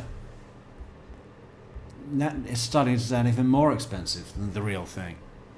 all of that, and then at the end of our testimony, the judge asked to speak to counsel, which happens a lot, and she took counsel out. It was me and Professor Markel's lawyer, and she told us she understood why Ms. Adelson wanted to move, but she wasn't going to allow it because she didn't think she had met her burden of proving it was in the best interest of the children. During that hearing, or after the... Remember that, Donna? Remember when all that money got swallowed up by stupid Judge Hobbs? Even though she's a big southern black lady and you thought that she'd be swayed by, hey, let's just make the kids Christian. Take a picture of them outside of Tallahassee Church saying New Beginnings. Wear something that looks nice. Dress nice outside of church in Tallahassee saying New Beginnings in Tallahassee. Invite him to the baptism and all his friends and relatives and anybody else. He's going to want you to stop this. Get to him emotionally. Fucking crazy bitch. The judge made those comments. Did Wendi go out in the hallway to speak to her parents? Well, after she made those comments, I went to both Mr. Duggar and I went to our respective clients. We told our respective clients what the judge had said. And basically, if the judge had already determined this without hearing from Professor Markel, we didn't really have a chance of winning this at all because she'd already heard the best case of our case. So I talked to Wendi about that, and then Wendi's parents were there, and I actually spoke to Wendi and her parents, and then she went and spoke to her parents again, I think, if I can remember. It was a long time ago, but I think she spoke to her parents outside of my presence as well. Did Wendi ultimately stipulate to the withdrawal or the denial of that petition with prejudice? So what happened at that point was we went back into court. The judge denied Professor Markel's motion to dismiss because he had filed a motion to dismiss our pleading. She found our pleading to be sufficient, so she entered an order denying his motion to dismiss. She entered an order that we stipulated on the records that we would agree to the denial of the relocation. And then she entered another order where we all stood there and worked through with the judge what the temporary visitation would be for the next summer and the next several months before we got to another agreement. And at this point in time, I believe it was approximately the third week of June of 2013? Yes. And what was Wendi's reaction? At that point in time, I think she was upset that she wasn't going to. And nobody wants to not win their case. She was upset. She was always calm during all of my meetings. I wish she told us. I wish she told us how much it cost to get to that point. She was upset because it was like, oh my god, that was a fucking. Like, I could have bought 2 houses with that money. I mean, it was a huge amount of money that she spent to get a no from Judge Hobbs after like 1 minute. She understood. She's a lawyer. She understood what I was telling her in terms of the legal ramifications. I think she was resigned to it. We did speak a few times after that because we had to get geared up for the next round of this. We had to go to It's quite possible that Wendi always knew that the relocation request to the court was never going to come through. But ultimately knew that if she could trick her mother or parents into believing that it were possible and basically paying for the whole thing, the fact that they'd paid for the whole thing and it had been wasted would ultimately drive them, you know, would be even more maddening to them to really need to get a win. Really need to get a win. Wendi was never actually hopeful for this coming through because, you know, supposedly she's a lawyer. I don't really see that myself. Like, can you see her getting up and doing a cross-examination? I mean, I know there's different types of law, but, you know, no. Yeah, Wendi knew that this was just a ploy that would ultimately lead to the murder. That her parents spending money on Dan that, well, you know, because of Dan, because of Dan's refusal to give in, would have made them more mad and more prepared to say, okay, fuck it, let's kill this guy. We had already gone to mediation before that, and we had not been able to agree at the mediation on the relocation. So we knew we had to go to another mediation. So I talked to her several times about the next mediation, which would be dealing with all the other parenting issues and the financial issues. So I did. Parenting issues, what, like the Bacon Towers? Let's go to a Bacon Tower. There's a wonderful Bacon Tower. Oh look, here's fake Lincoln. It's not him.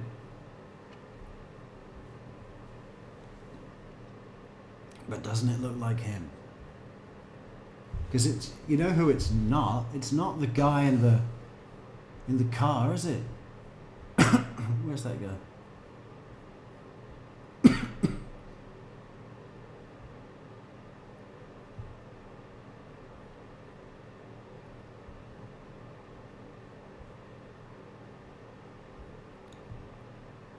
It's this guy's younger brother.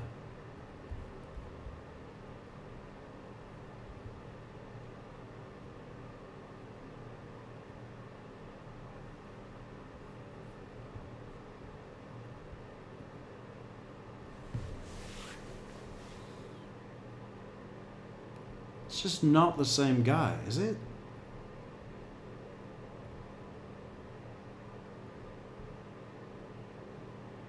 I don't think so. I think this is his brother.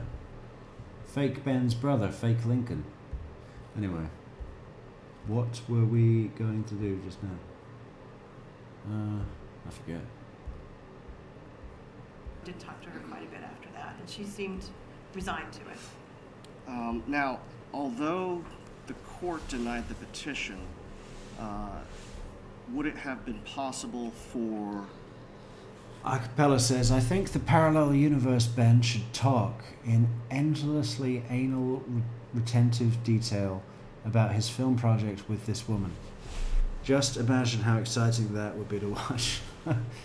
I think the magnificent parallels conventions that you have taken, you know, people have been actually calling for the arrest of Ben and Lincoln. Real Ben and Lincoln.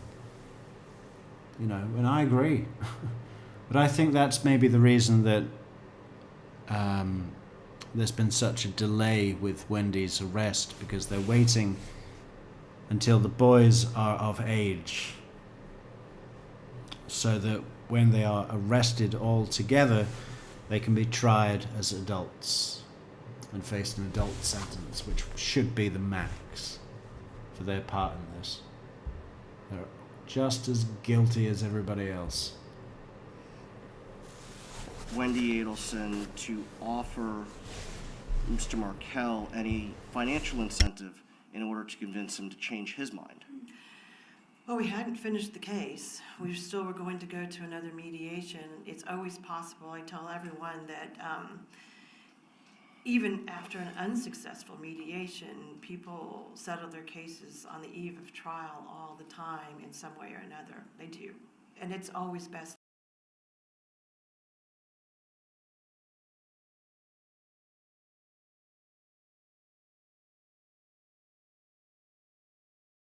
Look at Mr. Worldwide over there, man. He doesn't know if he's sitting in a courtroom or just waiting on a jetway of a Singapore Airlines flight.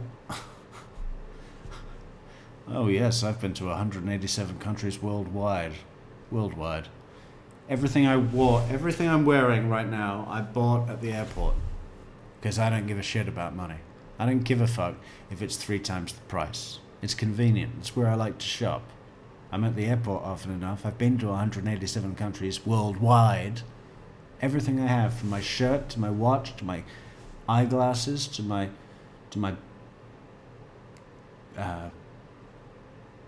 books. I have several books that I bought for extortionate amounts of money at the airport bookstore because I'm Mr. Worldwide and I don't care. If you can settle your case and not leave it to court, you have much more control if you are the decision makers rather than the court. Is there anything improper or illegal with one party offering a financial incentive to the other party to obtain relief?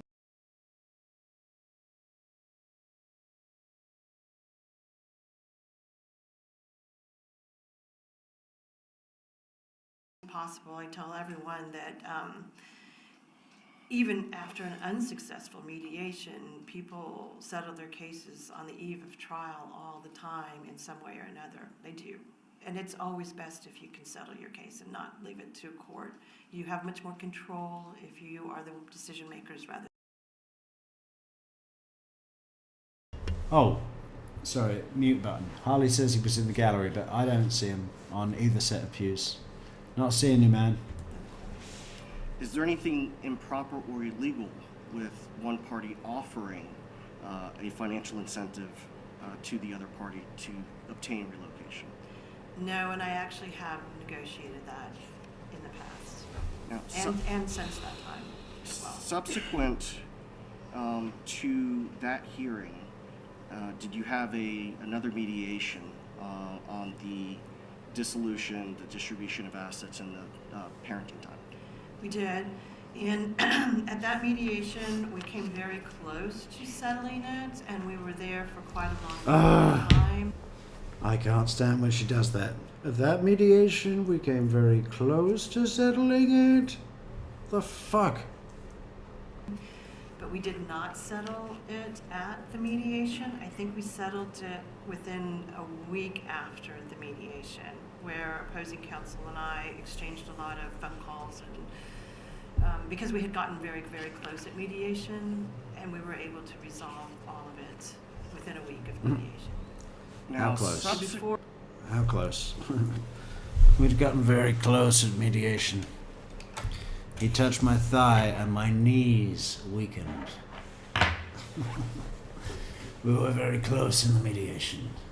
With my breathy voice, I breathe all of my words out of my face. we had a court trial set, I believe, and so we were able to do it before the court trial. Thank you. Prior to adjourning mediation, did an issue come up concerning a potentially non-marital asset that Ms. Adelson had? It did. And what asset was that? It was the, if I remember correctly, it was the Charles Schwab account that we had listed on the financial affidavit in the marital portion, and then on the non-marital portion, we had listed Charles Schwab non-marital portion to be determined. And we went into mediation in that way, not knowing exactly what was marital and what was not marital.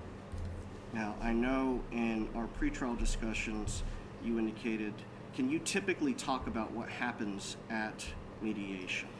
Mediation is confidential, and that's one of the things I tell my clients is that the mediator can't be called to testify about what happened in mediation, and I can't testify about what happened in mediation, et cetera, et cetera.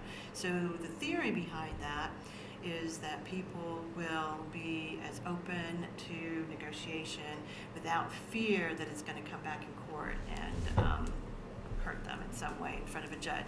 You can't talk about the settlement offers that were made. For example, in mediation, if they say, oh, but he offered to pay child support above and beyond child support, and then we don't reach an agreement, you can't come into court and say, but he made this offer. So it keeps everybody moving forward and not worrying about what the offers are. Is there an exception for disclosing what happens in mediation if you're ordered to do so by the court? There is, and there's also an exception about what happens in mediation if the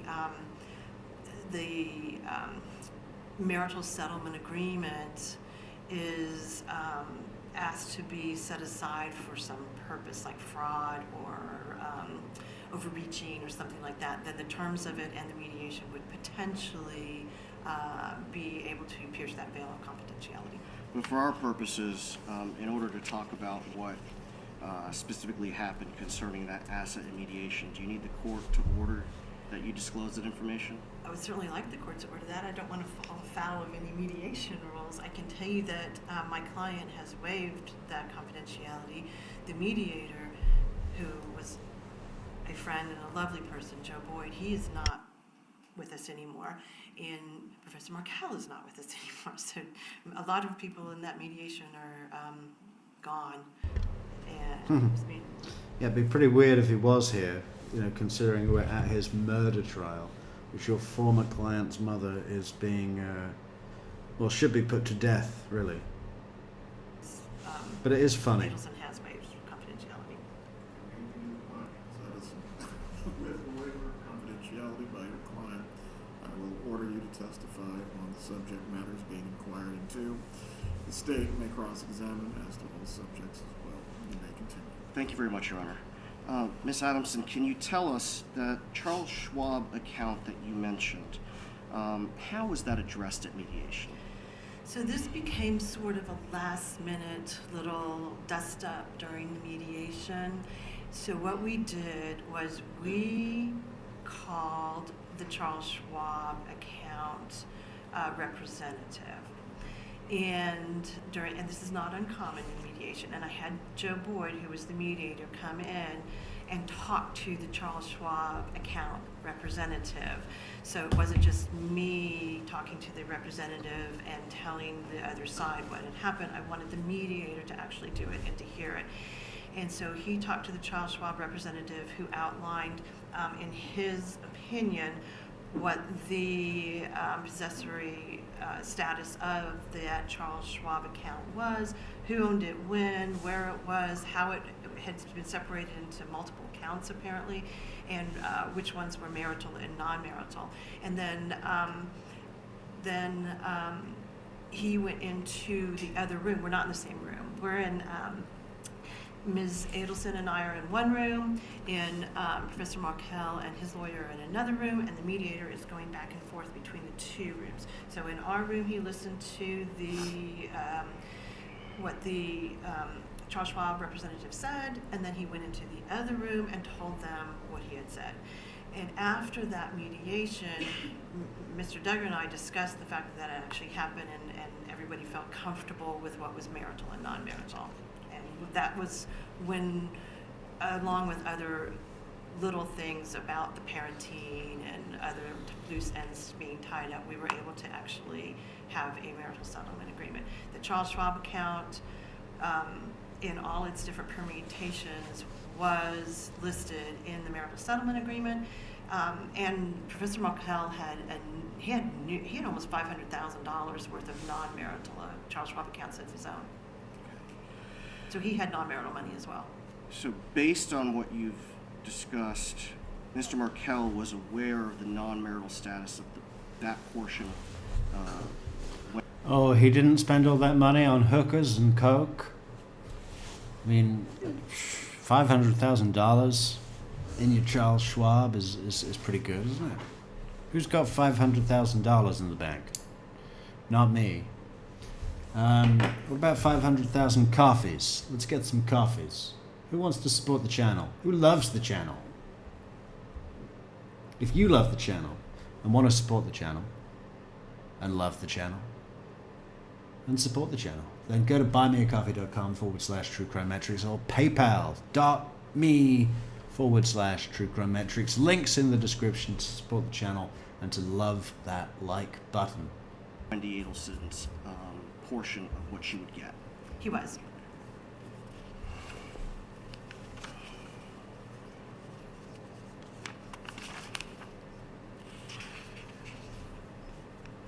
And as you said, shortly thereafter, that case was settled.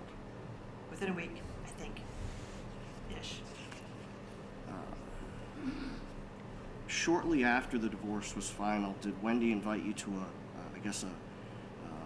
get her groove back party? I don't remember when the party was. Did Wendi invite you to a get her groove back party? Party? I never have partied.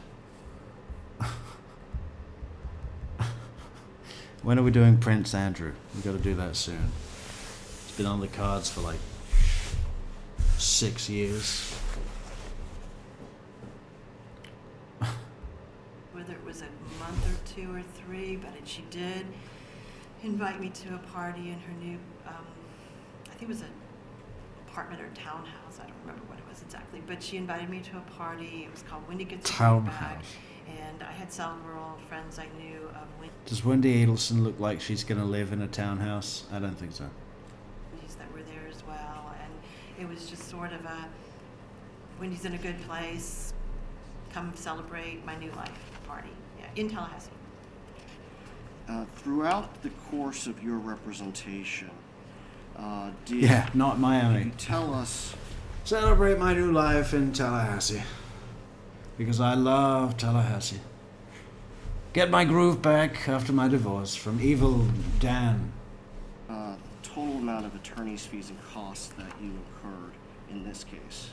I think the total amount of costs and attorney's fees, we did take a couple depositions. We had 2 mediations. One was ordered by the court on that. More than 100 grand. Case, that was a pretty short mediation. It was only a couple hours. The other one was much longer. I think the total attorney's fees were probably about $30,000. More. And costs of? That includes costs and everything, I think. Now, I know that sounds like a lot, but it wasn't that much compared to a lot of litigated cases. Okay. Now, litigated cases have multiple evidentiary hearings. Correct. Did this? No, we had. I don't believe we actually had any evidentiary hearings. The only other hearing that we really did have was post-dissolution.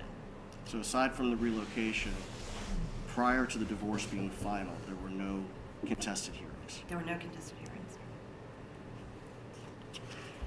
Now, subsequent, did the marital settlement agreement require that Mr. Markell pay Wendi and yourself certain sums?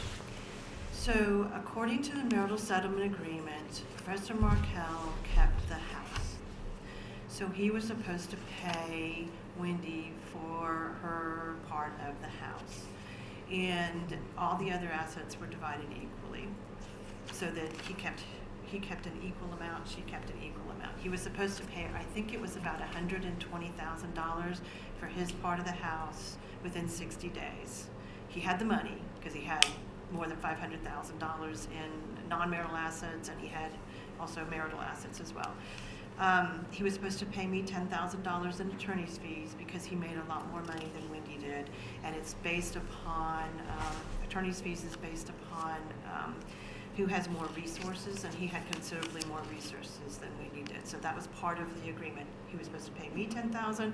He was supposed to pay her $120,000, all within 60 days of the agreement, which was July, sometime 2013.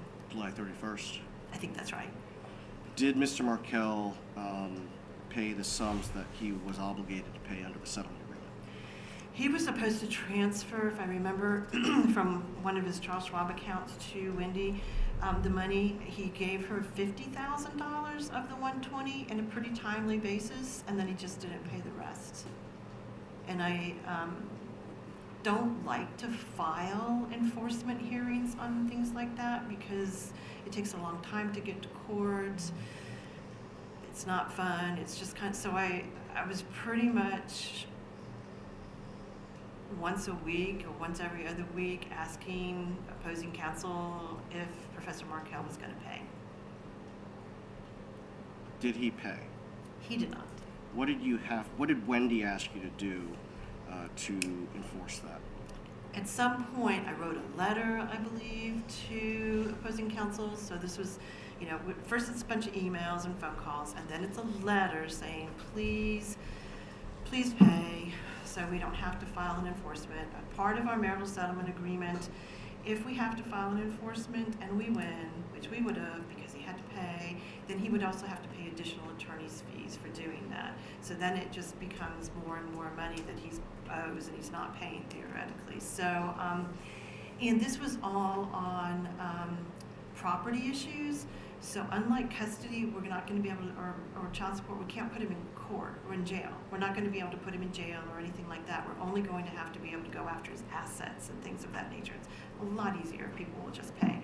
So I finally filed a motion for enforcement saying he'd only paid $50,000. He owed the other money, and he owed me money, and I asked for a court hearing on all of that. Sounds like it was a pretty straightforward motion that you filed. It was pretty straightforward. It was probably 4 or 5 paragraphs. Did that prompt Mr. Markel to pay? No, it did not. What happened?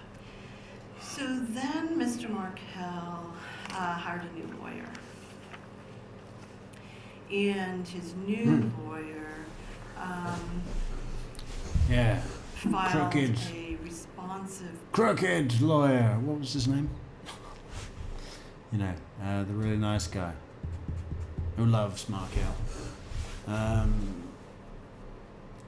What's his damn name? Begins with a W.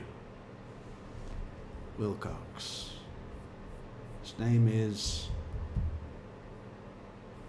Somebody tell me. What's that guy's name? It's definitely a W.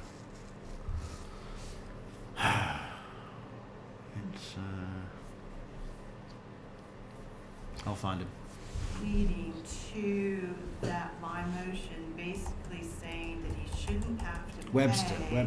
because It's Webster, isn't it? Something Webster. Ms. Adelson Stephen. had breached the marital settlement agreement. How did he allege that she breached the settlement agreement? He filed multiple motions, but his first responses and motions, his first one, basically, if I remember correctly, Stephen was Webster. all about the money. And he said that he shouldn't have to pay because she had hidden the Charles Schwab money from him, and he used to have power of attorney, so he knew that she hid the money, which doesn't make sense because if he had power of attorney, he would know what the money was. So it didn't make sense to me. But anyway, that she had hidden that money and that she hadn't told him about several other of her retirement accounts, and therefore the marital settlement agreement was breached and he shouldn't have to pay her the money. So he filed a response, but did he seek to have the settlement agreement itself voided or set aside? He did not. So, and that is what I told Wendi at the time, is that is not a proper defense for not paying the money. Professor Markel, it was pretty obvious that he had actually written this pleading himself, and the lawyer just signed off on it. It had footnotes, which is not something litigation lawyers would do. It was voluminous, and it was very personal. about what was going on in Wendi and how I don't think at this point he alleged that, he might have alleged that she had committed fraud. But an appropriate pleading would have been for him to file a 12.540. I know it's kind of technical, but basically if you think that an agreement is reached and it is not in good faith, or there's assets that were not provided, then you must file within a year for a 12.540 to have the whole agreement set aside. You can't just say one good breach is another. And I filed a pleading basically saying that his motion should be dismissed because it was inappropriate. And You filed a motion to strike as a sham pleading? I did. I filed a motion saying this was an inappropriate pleading and it should be dismissed. Because it wasn't the correct way to go about doing what he wanted to do. And so I then tried to set hearings on those motions so that we could move this forward and everybody could get paid. Now, in the process of doing this with his responses, did he file subsequently a pleading that further alleged fraud on Wendy's part? I think he filed at least one or two more pleadings that did that. And before we get to the final one, that, So Professor Markel said, yeah, I'm not paying that because she hid all those assets. And the only argument that this lawyer, Kristen Adamson, could come up with was that's not how he's supposed to make that statement. He's supposed to file a RF.415. Why hasn't he done that? Throw it out. Throw it out. Well, we have time to think of a response that we don't have currently. you advised Miss Adelson along the way of what you just told us about the unlikelihood of his success. I did not think he was going to be successful in his response because it was an inappropriate pleading and it should have been dismissed, which I believe it would have been dismissed. And you can't say, I'm not going to pay you because you breached this agreement by not giving me documents. That just, first of all, there's a lot of case law that says that if a case is heavily involved with mediations and lawyers and all these documents have been produced, you had your shot at it. So he was not going to be able to do that. Plus, I knew that he knew about these assets because we had that conversation at mediation, and I had several conversations with his lawyer afterwards, and the marital settlement agreement listed all these assets that he was claiming he had no knowledge of, and they were already listed on the marital settlement agreement. So it was not, in my opinion, a successful response, and I told Wendi that it wasn't. Anyway, not to worry about it. Now, there was a hearing in February of 2014. I think the records indicate that that Mr. Markel and his attorney were attempting to depose Ms. Adelson.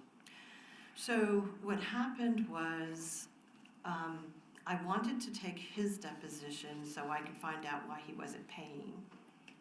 And their response was to want to take her deposition, which I did not believe was appropriate because we were simply trying to enforce a marital settlement agreement, and there's nothing that would happen in terms of that marital settlement agreement that would require him to ask her any questions. So I did file a motion to protective order so that he would not take her deposition.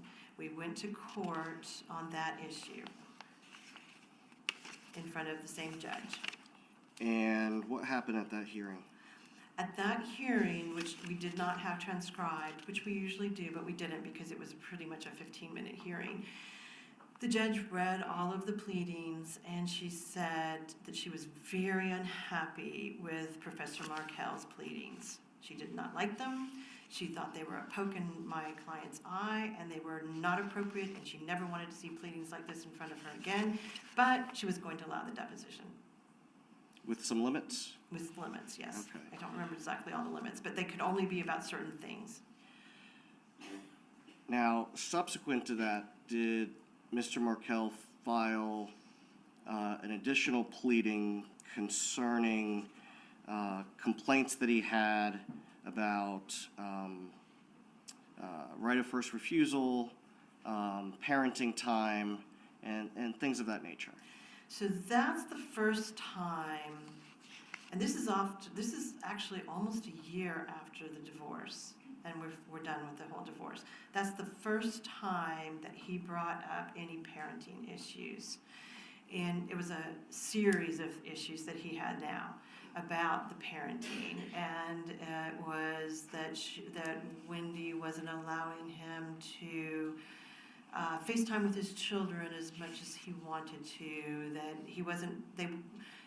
that they weren't allowed to go to be present at the same birthday parties, that if there was a birthday party that he was at, she wouldn't come, things like that. And that she wasn't, I think there was a right of first refusal, and that she was letting her mom watch the kids, and he didn't like her mom watching the kids. And I think he alleged that her mom was saying bad things to the kids, potentially, about him. I think that was the first time. He also, I think it was that pleading where he went on a little bit more about Wendi and how she should probably be disbarred from the practice of law, and that I should be disbarred from the practice of law. I think it was that one. As he's filing these things, are you still trying to set a hearing, or set the depositions and set hearing on your enforcement motion? I've still been trying to do that. There were a number of hearings that got canceled. Some of them I think were because of the court needed to move things. Some of them were because I was trying to work this out. Still, I'm always trying to work out a case and not go to court if I can. So Reasonable, Wendi. He wasn't paying, and I was trying to set hearings on all Listen. this so we could get the money. We were trying to work this out. He was being so petty. He was just so petty. He said something about a birthday party and that I shouldn't be at the birthday party, and he was just so petty. And we were just trying to work it out. Dates kept moving around. I mean, it was a wish-wash, a shit show because of him. And we could get his motions dismissed because they were frivolous. Okay. Frivolous motions. Dismiss those. Now, the one motion concerning his my client, Mrs. Adelson, he referenced parental alienation. Have you dealt with parental alienation in your practice before? I have. And what is that? Well, it's not actually a recognized legal term, and it's not actually a recognized mental health term by the mental health professionals, but it does happen. I mean, we all know that there are parents who do alienate their children against their spouse by saying really terrible things or trying to put up roadblocks to parentings. And I've had cases that were pretty serious in the past where little children, it doesn't usually impact teenagers. By the time they're teenagers, they've already they want to do their teenage thing. It really truly impacts not children this young either. It's usually like 7 to 9-year-olds that we deal with when we have parental alienation, where they've completely aligned with one parent inappropriately, and not because the other parent is doing something like abusing them or something like that. It's because the other parent truly is putting up these roadblocks. They do use those terms. I've seen it. Okay. The statements that were included in the March 26, 2014 pleading filed by Mr. Markell that were attributed to my client, would that have resulted in any sort of relief preventing my client from having any sort of unsupervised time with the grandchildren? No. It's not possible. And I told Wendi that. Okay. Now, as Professor Markell continued filing things, did you realize that you were going to have to become a witness? So I can't remember how many pleadings he filed on that regard. It may have been 3. And it was the last one that he filed. I believe it was in May, I believe.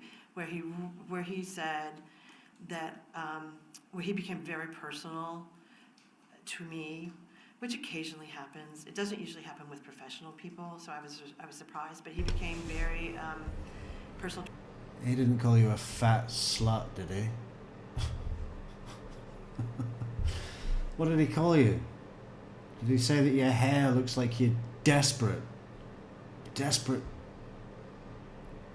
lawyer? Towards me, and said that I had committed fraud and that I should be disbarred based upon what had happened. At that point in time, I knew that I was going to actually have to be a witness now in this case. And as a witness, you can't be a witness and a lawyer representing your client. So I knew that I had to withdraw. So I withdrew so that I could testify in the case that was going to come up. And I sought a new counsel for Ms. Adelson at that point. Did that result in the hearing that had, now, let me back up. Had you been able, prior to withdrawing, to schedule the hearing on your enforcement motion as well as Mr. Markel's motions? I had it scheduled. It was scheduled, but then I had to withdraw because he filed that pleading after it was scheduled. So I had to withdraw, and I called Jimmy Jenkins and asked him if he could please represent Ms. Adelson. He said yes, but he needed more time to get up to speed on that case, so the hearing had to be moved. Okay. A lot of billable hours, more hours that we got to judge. He needed a lot of time to get up to speed on that case, you know. I couldn't just hand him a file. I mean, there was a ton to go through. 6 months. And around this time, were you aware that Mr. Markel had to change counsel again as well? I did not know that. Were you aware that as Mr. Markel is filing these pleadings, including the one in March, that he... You see how this woman can remember things straight away from like 11, 12 years ago? More. She's just like, yeah, I did not know that. Are you aware that Professor Markel changed lawyers as well? You see, Wendi would be like, I don't think so. He continued to ask my client to watch the children during his time sharing? I don't know what they were. I don't know anything about their correspondence. I really only dealt with Wendi. And on that note, we discussed earlier that it's not unusual for parents or family to be involved in meetings. Was my client, Donna Adelson, involved in any of the meetings that you had with Wendi Adelson during her initial dissolution proceeding or any of the enforcement proceedings after the fact?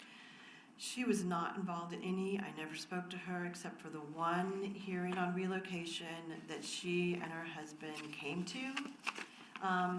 But even then, it was very brief. They were very nice, lovely people. I didn't, even after even afterwards,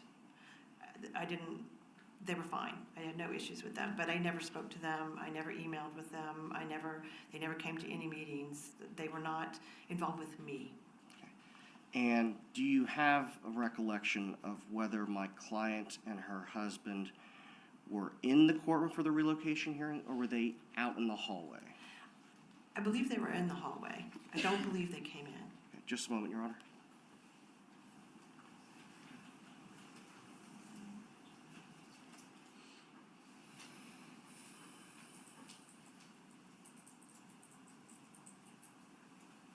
Nothing further this time? Cross-examination.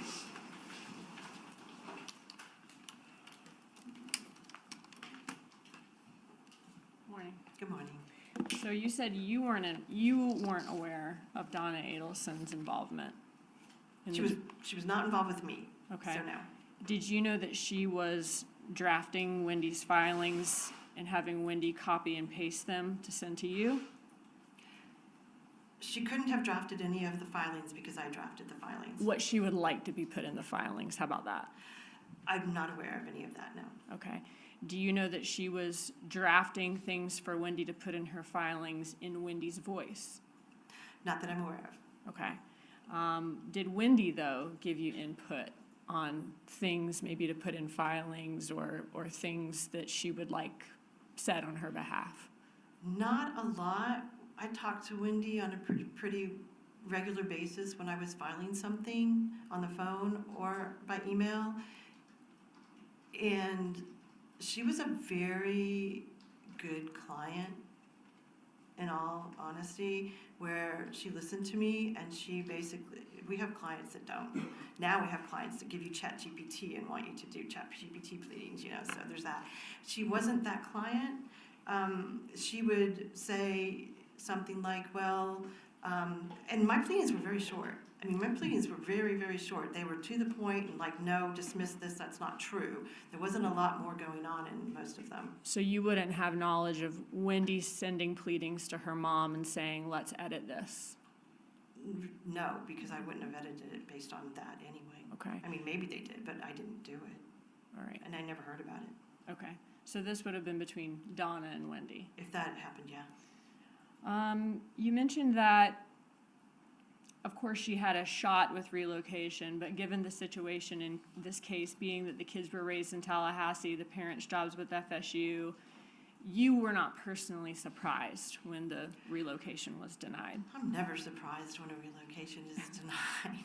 Because it's hard to prove detriment at that time. I'm always hopeful, but Right. and I thought she had a good shot, or I wouldn't have let her do it. I mean, I'm not going to file a frivolous motion, and I thought she had a good shot for a number of reasons. Regardless, Yeah. though, of what you think. Because I'm not like that Markel, who all he did was file frivolous motions. I mean, I would never do that. Why? Because I respect my practice. Do you ever have clients or family members of clients who have unrealistic expectations of what the courts will allow or what you can do for them? Yes. Okay, even given your best guidance? Yes. Okay. That's not an uncommon thing. No, that's why parents are often involved in these cases and come to talk to me about what they think I should be doing. Yes, I get that a lot. Right, and at that relocation hearing were Donna and Harvey Adelson possible witnesses? I've been trying to think about that. I think that that's probably why I had them sit outside, is because they Right. could potentially be witnesses in invoking the rule. However, I think we had come to either the close of our case. But you wouldn't know that until Right. you were done calling witnesses. Correct. So that's right. Yeah. Okay, so that's why they were in the hallway. That's why most they were in the likely. hallway. Right. Okay, not because they didn't care or they weren't involved. Oh no, they were very nice. I mean, I met them.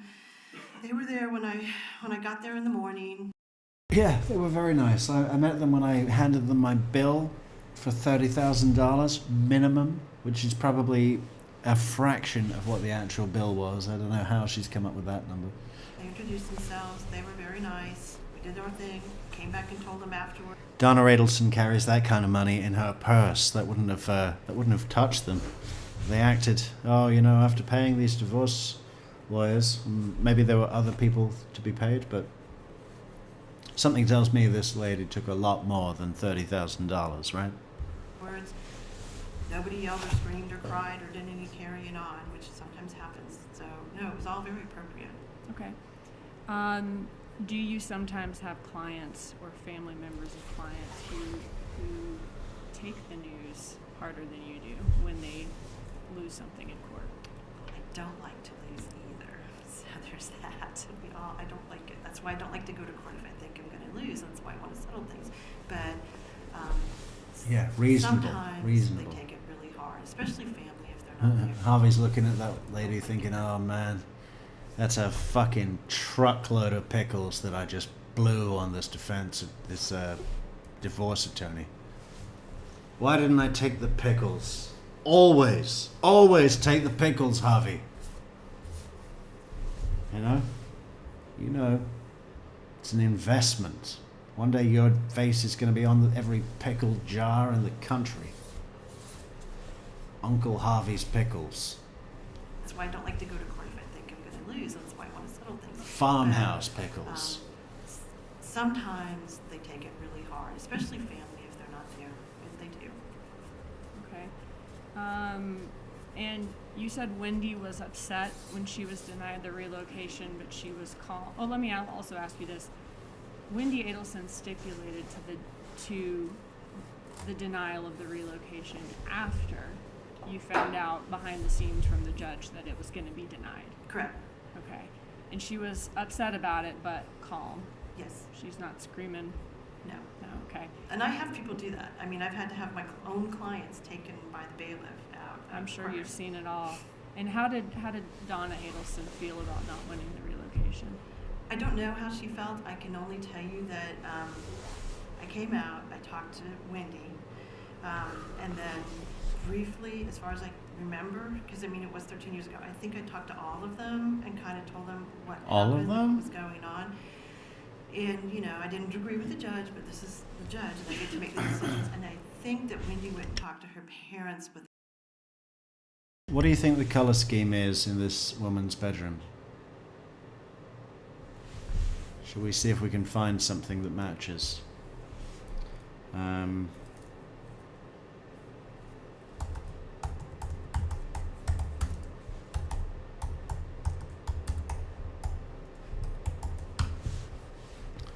See if we can find something that matches. 31 styles to create the dreamiest escape. Okay. What kind of bedroom?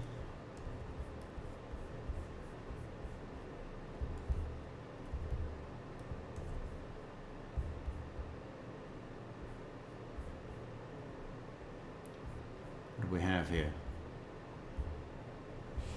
Give me that bigger like that. And what is this? Oh, okay, so we can make, let's open it up like this. That's better, right? Okay. Whimsical. No. Coastal. Maybe. Yeah, she could have that, couldn't she? Whether or not you actually reside by the sea, you can design a coastal retreat of your dreams by incorporating soft blues and greens, white linens, and rattan furniture. Select a wallpaper pattern that is soothing and reminiscent of nature, such as palm-inspired print. Oh. Mid-century modern. That's pretty cool. It's like Austin Powers lives here. That's pretty cool. Scandinavian. God, look at that horrible rug. Ooh, look at that. Eclectic. Also pretty cool. Less Austin Powers. Oh my God, look at this. Grand Millennial. Yeah, I could see her in that.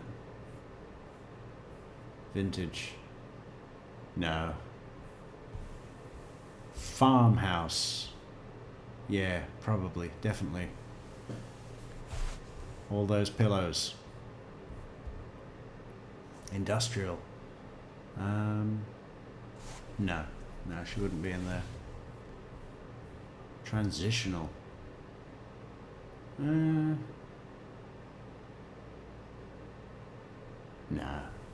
This looks like a guest bedroom. Modern. Pfft. God, what the fuck? What is that? No. That's the room of a teenage boy that should be put to death. That's what fake Ben probably lives in. Moody. Yeah, that's weird. No.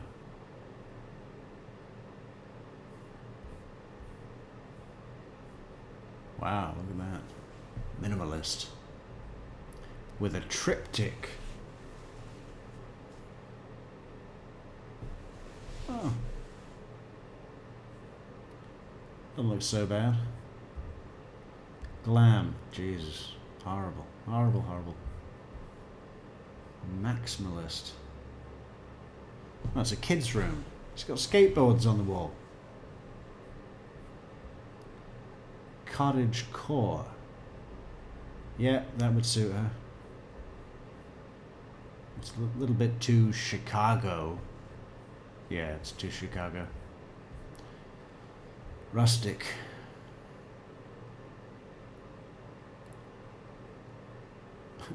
This is where the Indian chief lives. It's a teepee. French country. Yeah, the whole diagonal bed in a room thing. People have started doing that now, haven't they? And actually, I saw that Marie France Como from one of Russell Williams' victims had a diagonal bed set up in her house, and that was in 2009. Wow. 17 years ago. Well, not quite. Just over 16 years ago. Yeah, I don't understand the whole diagonal bed thing. I mean, where am I supposed to do anything else? Boho style. Parisian. Parisien. Pay a nod to Parisian style with an antiqued carved bed and elegant nightshades. Nightstands. Hang up on ornate gilded mirror on the wall to complete the look. Why? Art Deco. Yeah, there's not many more. Shabby chic. Somebody give me a shotgun so I can shoot this bed and everything else in the room. Nautical. Oh yeah, I think there's a picture of Wendi Adelson's Pinterest, I think, where she's looking at design ideas for a shared boys' room with dual study desks and bunk beds and whatever. I think that was kind of a nautical thing. I mean, is it important? Is it important? I never had that. Oh, hang on. People are going to start calling me jealous. I never had an Apple Watch. I want an Apple Watch. No, I never had some kind of coordinated color scheme, theme, threaded throughout my childhood bedroom. And I turned out fine. So I don't think it's a developmental issue. California, cool. Yeah, where's our man? Our man in the Bay Area. David. California, cool. Every room in his house looks like this. There's little windows at the top of the room. Artwork, indoor plants, mustard bedspreads, earthy.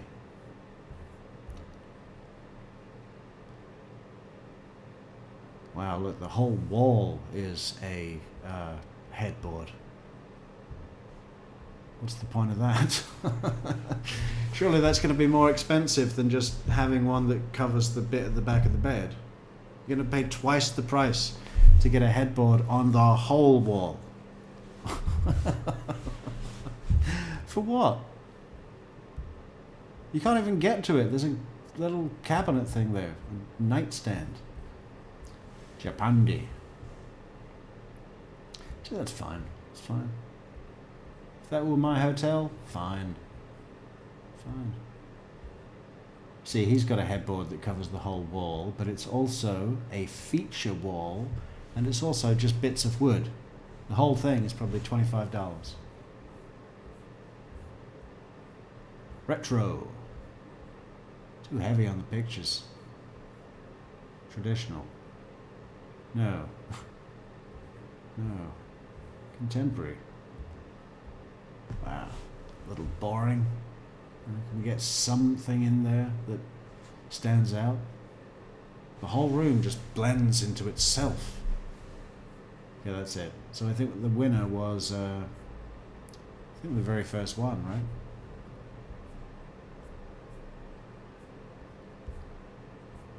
Why can't I scroll? God damn it. Okay, we don't. Well, we all saw it.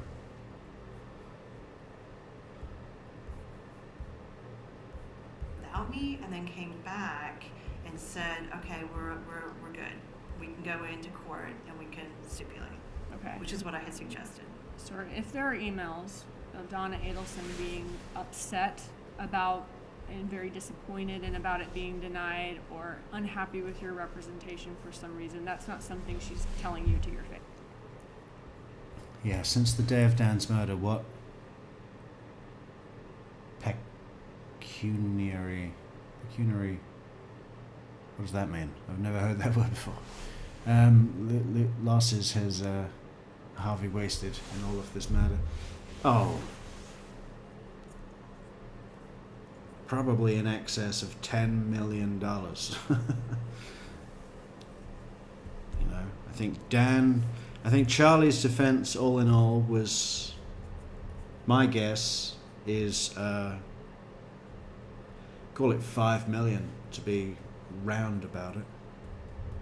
Everything involved, $5 million. Of course, you could say some of those funds were also used to benefit things outside Charlie's defense, like I'm sure some work was done towards Donna's defense. And then Donna's trial, of course, I mean, not quite as expensive as Charlie's, I don't think, but probably another 2 at least. So you're up to 7 already. And then everything else, other lawyers, the preparation for Vietnam, I mean, there was a bunch of stuff going on there. And not just buying the tickets, but sorting out the wills and putting things in places and signing over responsibilities, probably with some clauses, ownership clauses, potentially. I'd want that in my contract.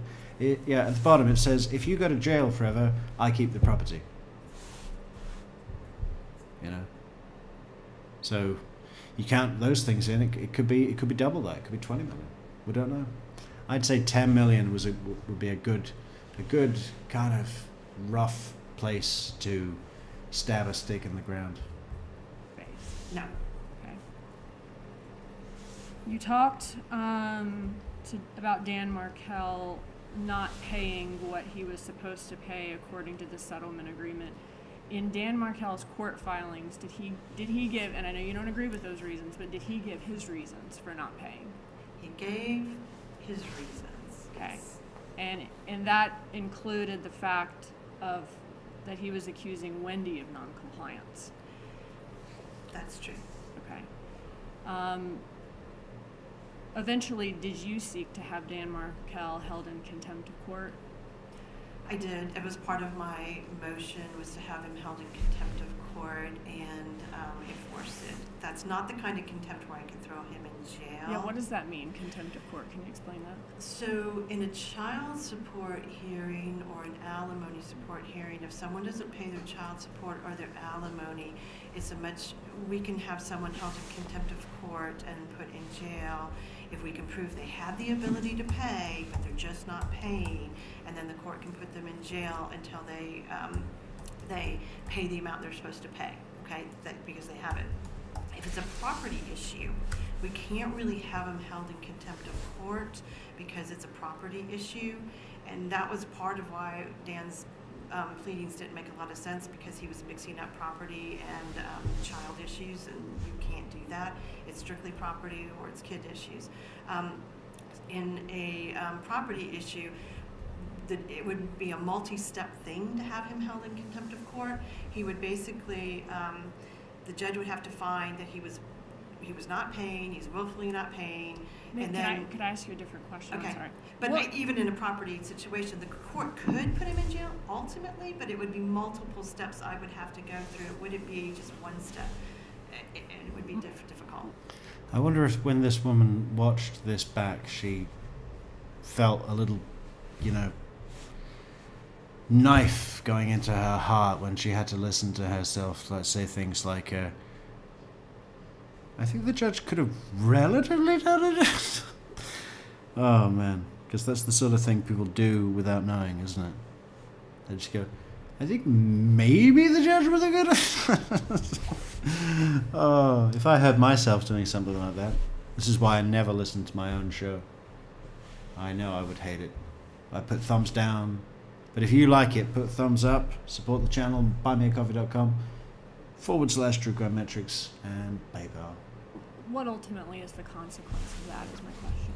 So ultimately, the ultimate consequence is we would probably get a final judgment against him for the amount that was owed. Like a lien. And a lien against, and we would get a lien against the house, and we would, and then I have to do this often, I would send them to a debt collector attorney who would then have to file another suit to be able to collect that money, and then they would probably be able to go into his assets and get the assets. So it's a multiple stage process, which is why I just wanted him to pay the money and not make me do this. So if it was successful, probably a lien. Worst case scenario, he could go to jail. And then him being an attorney, though, could he lose his bar license, possibly? If he's held in contempt of court? Or at least be in trouble with the bar? He could. I've had lawyers held in contempt of court over these issues before. I haven't had one lose their license yet. Okay. But they could. It is a possibility. Did you inform Wendi Adelson that you were seeking to have him held in contempt? Yeah, I'm pretty sure I probably did. Because it's kind of a generalized form. It's a motion for contempt and enforcement. Okay. And then at some point, did he allege that Wendi Adelson should be held in contempt? I don't know if contempt. I can't remember if he actually said she should be held in contempt legally the way that I was using it. I think his pleadings were much more, Wendi should be disbarred. Okay. I mean, that's what he specifically said. Right. That she was committing fraud and she should be disbarred. Would you describe this divorce as contentious? I wouldn't describe the divorce as particularly contentious at all compared to most of the divorces I had. I mean, we settled it. I don't settle a lot of my cases where we actually go to week-long trials over things of that nature. I think it was like any divorce where there were ups and downs of moments where it was contentious and not fun, but for the most part, we kind of settled it. We settled it after mediation, and it wasn't a problem. I do think that this whole issue of the enforcement got a little contentious. I really didn't understand it because he paid the first $50,000 fine, and then all of a sudden he decided not to pay the rest, and I didn't really get it and know why he was doing that, because the parenting stuff didn't come up for like several months afterwards. So none of what he was doing made sense. I think he just got upset with Wendi or something. I don't know what it was. Okay, thank you for that information. It wasn't contentious, but you did say that his motions were very personal. His pleadings were very personal. That's where I think it became contentious, is when he did that. Was that personal attacks on both Wendi Adelson and you? Correct. And he was alleging that Wendi Adelson committed fraud, right? Yes. He's alleging you committed fraud. He did. It got so bad that you had to get off the case so that you could be a witness on Wendi Adelson's behalf, right? Correct. That's happened before, though. I mean, I've had that happen before. And he alleged Wendi should be disbarred, you said. Correct.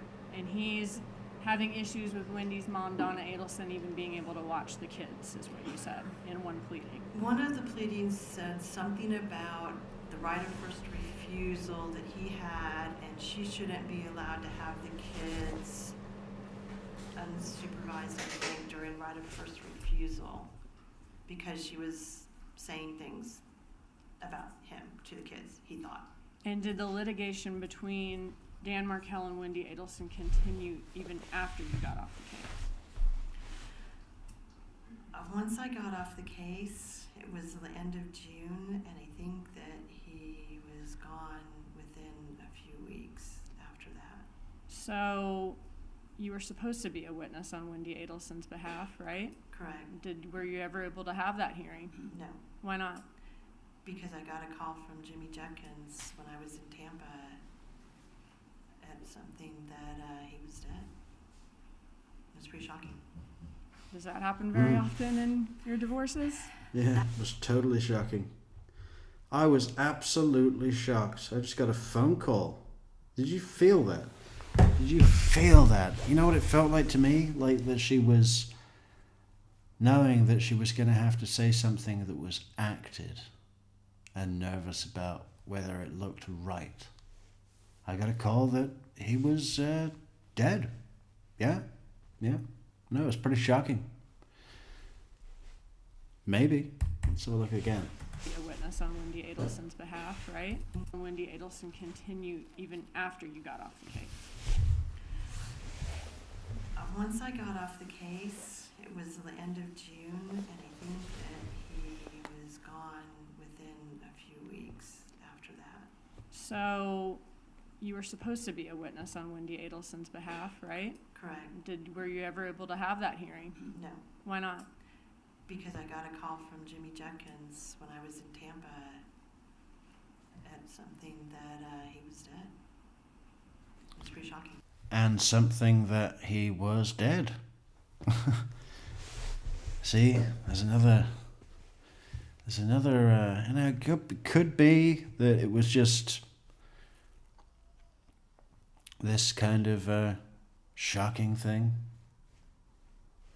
I don't know. Why is she up here? After that.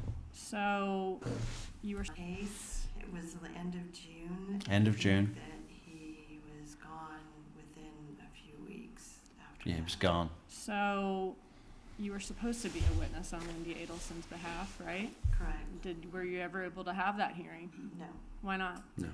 because I got a call from Jimmy Jenkins when I was in Tampa at something that he was dead. It was pretty shocking. Does that happen very often in your divorces? That does not. We've had a few people get murdered, and I've had a few suicides, but it's rare, and I remember all of them. Right, but not contentious. What? I've had a few people get murdered and a few suicides. Well, great. Does it say that on your business card or the little sign outside of your office? Divorce attorney. We've had a few murders and suicides. Have that hearing. No, Why not? because I got a call from Jimmy Jenkins when I was in Tampa at something that he was dead. It was pretty shocking. Does Yeah. that happen very often in your divorces? That does not. We've had a few people get murdered, and I've had a few suicides. We've had a few people get murdered. Wow. I mean, I suppose 37 years of being a divorce attorney in gun-slinging Gun County, Leon County, guns. Guns! Everybody's got a gun. The judge has a gun. Actually, I don't think it's really that bad, is it? But it's rare, and I remember all of them. Right, but not contentious. Sometimes I don't know with the suicides. I don't know. Yeah. No, I'd say it was contentious. Yeah, I don't know with the suicides. They might have been killing themselves because it wasn't contentious and it was going really well. Yeah, that might have been it that just pushed them over the edge. Do I know that it was contentious? It's like that Wendi Adelson thing about, well, here's an opportunity for me to claim that there's a good, plausible reason that I don't know because they are dead. They can't be asked. Couldn't tell you. Calls for speculation. Sorry. Judge, this calls for an unbelievable amount of speculation. Arrest the attorney. Examination. Briefly, Your Honor. And first witness. You may. Ms. Adamson, I'm going to approach and show you some. I'm sorry. No, I haven't seen it yet, Harley. I'll check it out after. I'll put it on after the show when I lie down.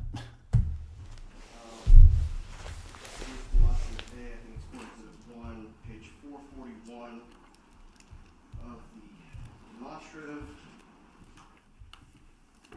and then I'm holding 454. If you hold that, Sure, please. okay. Is that Okay. the March 26, 2014 pleading that Mr. Markel filed? It appears to be. Look at those glasses. Now, those glasses might look correct on the right woman, but not this woman. No, not at all. Not with that hair. I don't think that hair would look good on any woman, but especially not one like this. I mean, just give it up. You know, it's not 1954. You're not Marilyn Monroe. Okay? Drop the act. Can you turn to 454 that I had tabbed? Like, if she was sitting in a restaurant that I worked at, I would refuse to serve her. I would not go to her table. Yes, can you tell me what is in the bacon-wrapped shrimp, please? Does that come with a garlic dip? Could you make it garlic dip? I'm a very tired attorney. 37 years I've been doing this job. We've had a few murders and suicides, but I want to know what is in the garlic-wrapped bacon shrimp, okay? Yes, And is that the prayer for relief for that motion? yes. Can you direct your attention to the portion that reflects my client's, Donna Adelson's, time with the children? Does that reflect that Mr. Markel was asking that my client's unsupervised time with the children not interfere with his right of first refusal?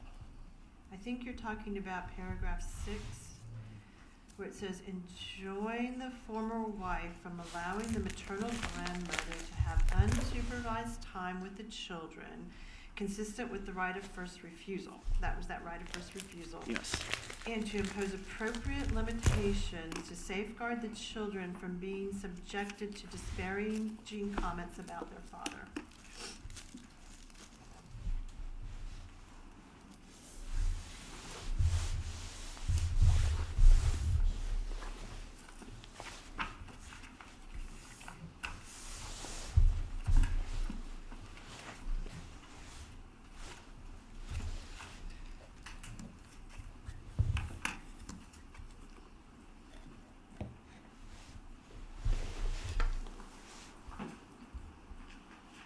Imagine having to sit through every single trial, like Phil did.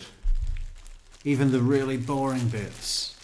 Like, this isn't great, but it's important, this witness. But what about someone like, you know, the forensic Mary Hall?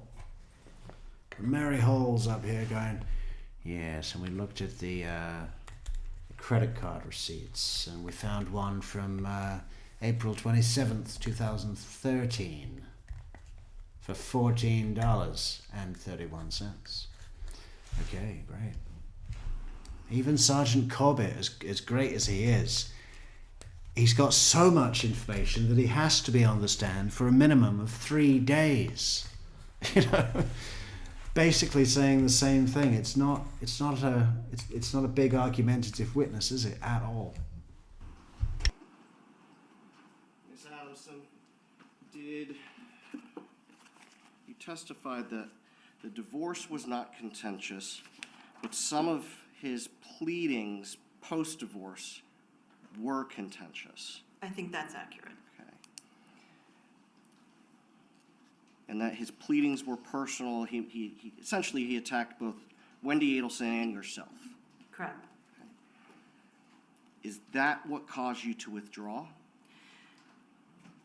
I'm very used to personal attacks. I've had a lot of personal attacks. The only reason, and I'm fine with that, the only reason that I withdrew is because People talking about my hair and my choice of eyeglasses. I was going to be a witness. Not because I cared what he said about me. Had Mr. Markel not included in his pleadings these attacks, would that hearing have gone forward in May of 2014? If he had not included personal attacks against me that I would have had to testify about, then I would have continued with the hearing.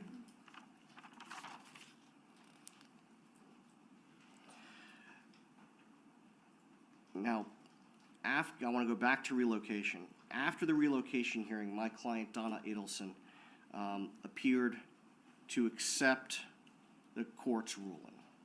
To you. As far as I know, You don't know what she said privately, do you? I do not. Concerning Wendi Adelson's involvement in drafting of pleadings, I understood your testimony on cross to be that you'll take input from clients, but ultimately you're the one who is drafting the pleadings.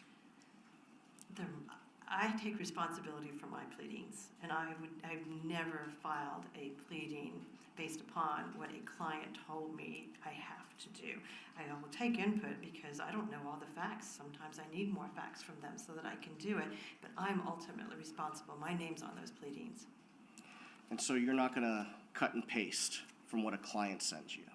Well, sometimes if they send me really good facts, I'll sort of go, oh, these are good facts, and then I'll take the facts and I'll put them in, but not legal arguments or anything like that, no. So if you took facts that were provided to you by Wendi Adelson and put those in the factual statements or arguments concerning pleadings or memoranda, the law is still your own writing. The law is, and I don't really think Wendi, I don't remember that Wendi had much input into any of it, honestly. She wasn't that client. I have clients that are those clients, and she was not that client. I get a lot of ChatGPT now, a lot, telling me what I should be filing. I don't think you're the only one there, ma'am. Yeah, AI told me that you should be better at your job. Withdrawn to be a witness, the motion would have been heard in May of 2014. May or June, whenever it was set. I don't remember exactly when it was set. Okay, Whatever the docket says for whenever it was set, yeah. So if the docket reflects, I think it was May 15th of 2014, the hearing would have gone forward. Correct. The judge would have been able to make a decision on all the pending issues. I believe that's the case. Nothing further? Will this witness be recalled? Just a moment. Retain her, but she's free to go about her business. Thank you. You may step down. Ah. Who's this one? So we got to watch Harley. Why don't we watch it together here? Yeah, that'd be good. Can we do that? Do we have your permission, Harley? We don't want crazy Judy to come and complain. I'm just kidding. Oh, crazy Judy. You should have watched the whole thing. So which one is it? What day are we now? Thursday. So...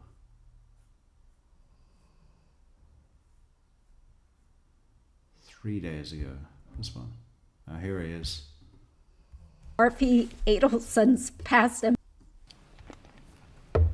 Hey guys, welcome to today's live stream show.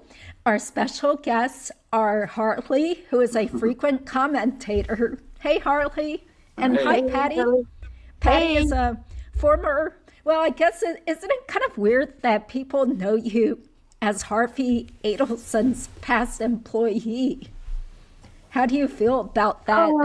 Well, I don't mind being referred to as that. I mean, it's true, but my only problem is it was so long ago. I wish I knew more. You know what I mean? It kind of leads people up. They think, oh, she's got the goods. And I'm like, I'm from so far back that, you know, all I could really do was share that wedding clip. That was fun. That was great. Yeah. I think. Wedding clip? What is the wedding clip? I haven't seen that. Thousands of people have seen it and really appreciate it. Yeah, so Well, not thank you me. for Why didn't sharing. anyone say? Yeah. Oh, of course. So first, the big news is the whole 2020 special about the Dan Martell case. This time they focused a little bit more on Donna. So, Harley, what were your initial impressions? Yeah, I think they did a really good job. I watched it with my father, and he got really interested in it, and then got a long phone call right in the middle of it, so that kind of interrupted things. But one of the things that we noticed is, they didn't focus on Wendi very much. Dads and their phone calls, isn't it? He got a long phone call, right? Just like he used to do when I was young. And Yeah. Yep. my dad seems to think that was the purpose for that was if Wendi was implicated in any way it would be hard to find a venere or jury pool, if that makes sense. Yeah, So- that makes sense because this is Oh. a national broadcast. Right. Yeah. So they couldn't really focus on Wendi that much, except for her prior testimony. So I thought that was kind of interesting. Yeah, thanks for bringing that up because I didn't think about that. It just made me annoyed when the whole thing ended. And I was like, what? They didn't mention that the Yep. state named her as a co-conspirator years Yep. ago, back in 2022. And they could have shown the little clip of the police officer talking about Wendi driving up to the crime scene tape and turning around. That's not defamation. That's the truth of what he testified to. But, it was frustrating. But thanks to your dad's explanation, it kind of makes sense. Yeah, I was kind of upset that they didn't hone in on Wendi a little bit further, but that's what he seemed to think. It was kind of like the Murdoch documentaries. He's up for appeal, so the latest documentary that came out, they had to leave the court cases out of it. So he seemed to think that was the reason for that as well. Yeah. Can you tell us more about yourself and your father, Harley, for people who don't know you? I'm having a little trouble hearing, so I'm going to try to get closer to my camera. Okay. But yeah, I'm retired Army. I got in the Army in 1996, and that's where I spent most of my younger days. And I went to a year of law school. I've still got to finish up law school, but my father is a federal judge in the Northern District of Mississippi. So Wow. that's a little brief summation of me. Yeah. And we all went to the previous trial. So Harley was there at Charlie's trial. And Patty, you didn't go to Charlie's trial, did you? No, I couldn't. Okay. I had a hotel reservation. I was ready, and then one of my dogs had surgery at midnight and almost died, and I didn't feel good leaving her. So my dogs are like my children. So anyway, yeah, I had to miss that one. And then Donna's trial, I was there when they postponed it. We were there Then together. Almost missed that one, but just got to the end. Yeah. That's really cool, Harley, that your dad's a federal judge. That to me, that gives even more weight to what he said about maybe they don't want to say Right. damning things against Wendi, because that was my reaction too. I thought the Yeah. documentary And that was makes really sense. That You makes should sense. know well, that. like, yeah, On national TV, that would just I yeah, guess taint the jury pool of the venere. right, yeah. Yeah. So Harley, I'm assuming your dad is not as into this case as we are, but what are his general impressions of it? I won't go into that. Okay. You don't want to get him into any trouble? No. Okay. That makes sense. Okay. Well, what about you, Patty? What did you feel after watching that? Well, I thought it was a very well laid out documentary about a very complicated conspiracy. So they did a really good job. But I was like, y'all, when they got to the end, and I was like, what? Wait, what? What about Wendi? Like, there was nothing. Like, I was really disappointed. But, and I was thinking, are people afraid of her? So this is the what? The 2020 from recently? Because I haven't seen that. Is that what it is, Harley, that you're all talking about? Because I should see that as well. Because she's a lawyer, like nobody wants to talk, point too much of a finger at her. But now hearing what Harley and his dad, their feedback, Matthew McConaughey. that makes sense. Mm-hmm. So, Harley, you went to law school for 1 year, so that's really cool. Yeah. So you have plans to finish up? I do. Yeah. I Yeah, do. nice. Well, he said in the past, so it's okay to Cool. mention, I'd he love said to he do was that. putting off. I often fantasize about just passing the bar from through a correspondence school or something. Just not even to practice, just as an achievement. Good luck to you. Going back to law school because of the trials, and he had to be there. It's consumed me. It's been a while since any new Adelson content's come out, so I tried to do a refresher last night, to get up back on track. But were you at I was Wendi? shooting for Wendi to be indicted. Were you at Donna's trial? Was Pardon? Harley at Donna? Were you at Donna's trial? Yes, I was. I was just there the first week. Oh, that's right. You went there before I was there, so. So do you fly or drive?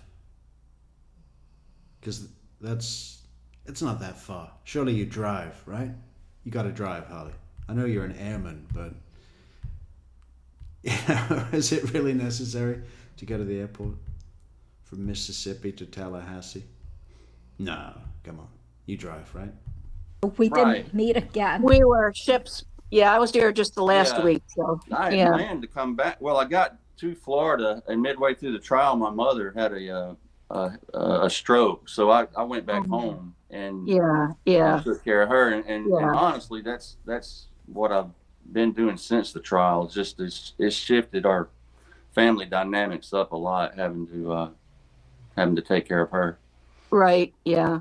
So, that's what okay. I've been focusing on mainly for the past 3 or 4 months. Okay. Well, that's definitely more important than paying attention to this true crime trial. I mean, that's pretty amazing. You drove all the way to Tallahassee and back, dealing with family stuff too. Like I said, I planned to be there for the next week, but just so much stuff came up. And I wasn't able to come back. So. But that was like me going late, like similar, because I also had a family member with a health issue that sprung up, and I had to cancel it. And only was once we got test results, and I felt good about I can leave him, that I was able to just go for the last week. So family first, right? Right. Yeah. Well, I'll just to liven things up here, I wanted to at least share some sort of article about this 2020 special.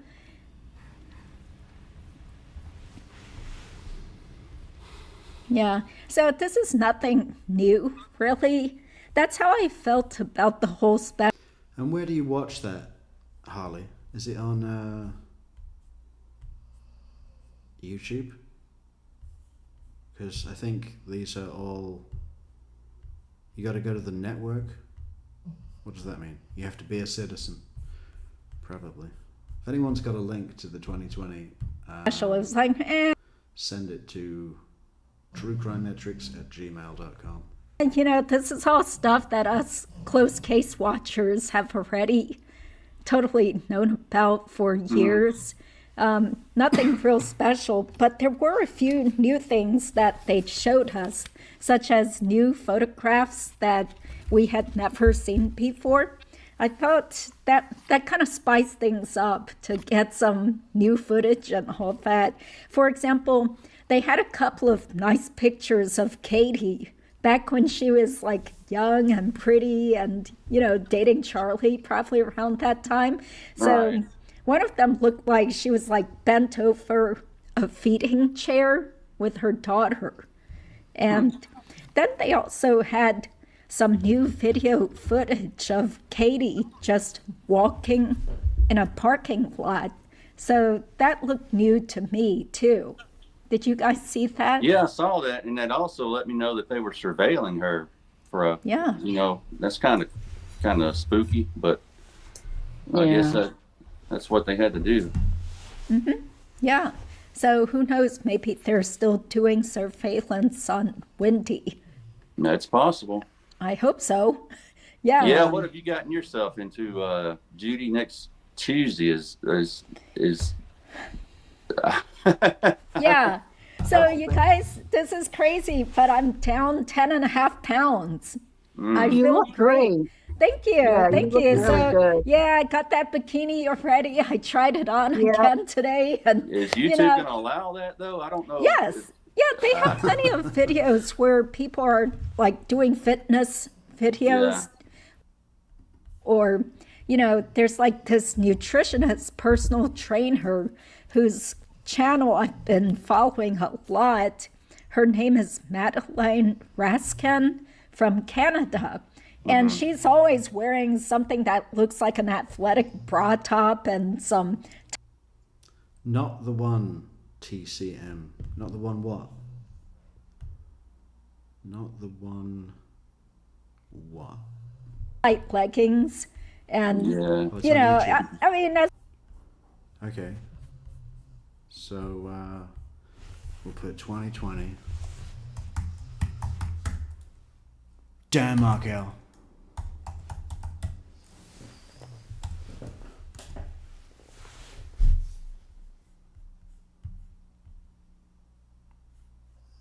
In-laws and outlaws. That was shit. Over my dead body.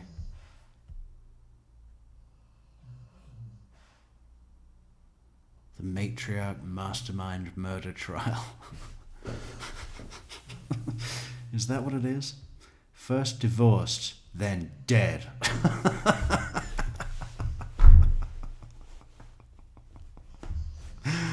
Oh, that's gotta be the best title ever.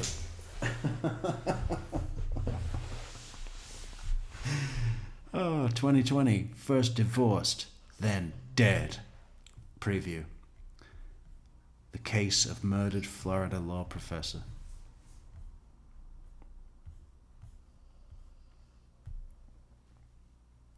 I don't know what,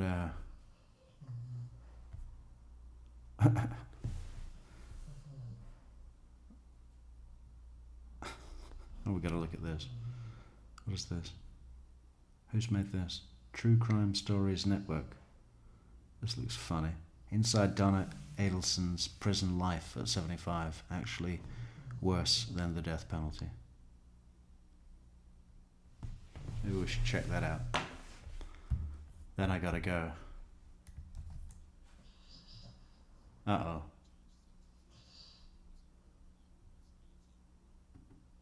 There's an AI voice. I don't think I can handle that. Yeah, I'm definitely not going to do that.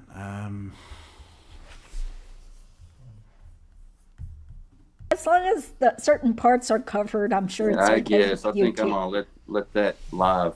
I'm gonna let y'all handle that. I'm gonna pass on that. Yeah, you don't have to watch. I mean, Yeah. yeah, it was just a funny bet, but I really didn't think I was going to lose.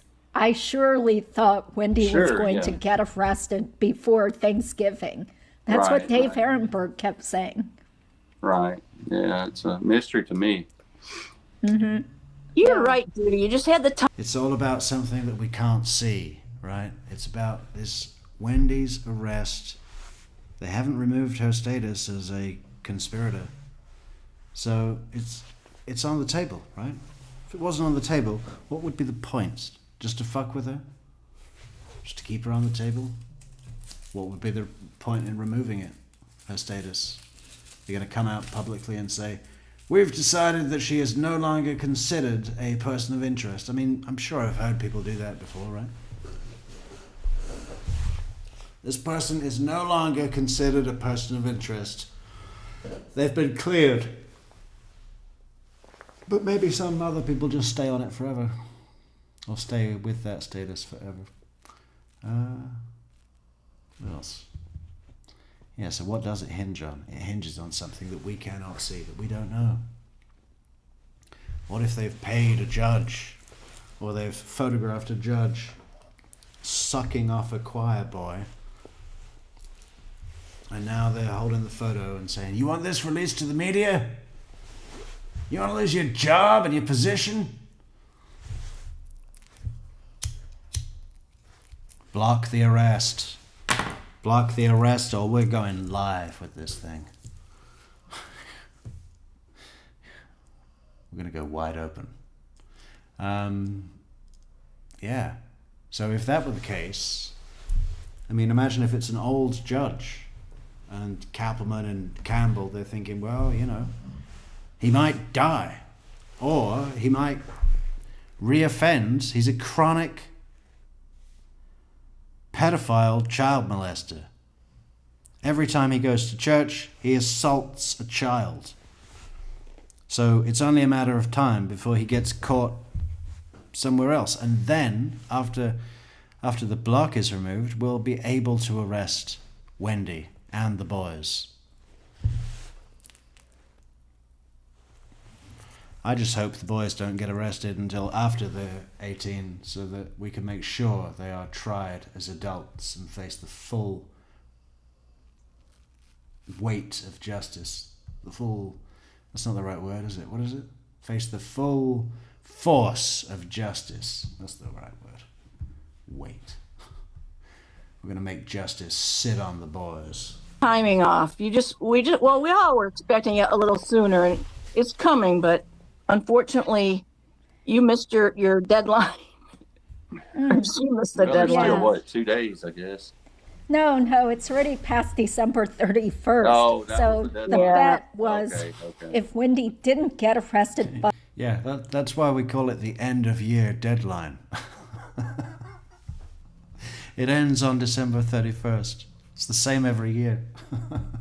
December 31st, then I have to live stream in a bikini. Yeah, And I've never even bought a bikini before. So it's funny, but it's totally motivated me to eat better, exercise more, lose weight. So it's all good. Yeah. Well, a bikini, that's a term of art, isn't it? So I know, seriously, it because doesn't say how small it has to be. So yeah, exactly, it's just exactly. a 2-piece brief. Well, So- the first one did have little briefs, but Vince said that didn't really qualify as a bikini because it looked like little shorts. So I was like, all right, fine. So I found something on clearance online. So at least it's not too expensive. Because y'all know how much I hate spending money. Yeah. But getting back to this 2020 special, though, we'll take, of course, it's all about Dan Markel and justice for Dan Markel. We'll take this off the screen. So just to give a rundown, first they started with a bunch of journalists just giving a summary of what happened to Dan. And I thought that's pretty good because these professional journalists, they speak so well. They're very polished. And I was kind of surprised that Julia Janae and this reporter named Ryan Smith, they played such a large role in the documentary. Like, wasn't that a surprise? I thought they would be more about the trial and people who actually were involved. Well, what do you mean? Someone else giving their viewpoint on it? Because Julia Janae, she was present at all the trials, or at least Charlie and Donna, right? So Yeah. I'm thinking she would be a logical choice to talk about it.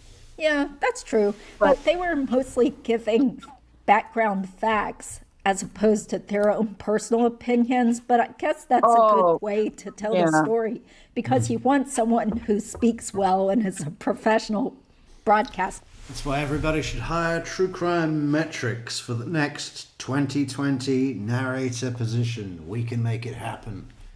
These people they're talking about are fine, you know, but do they have the voice? You know, and do they know the facts as well as me?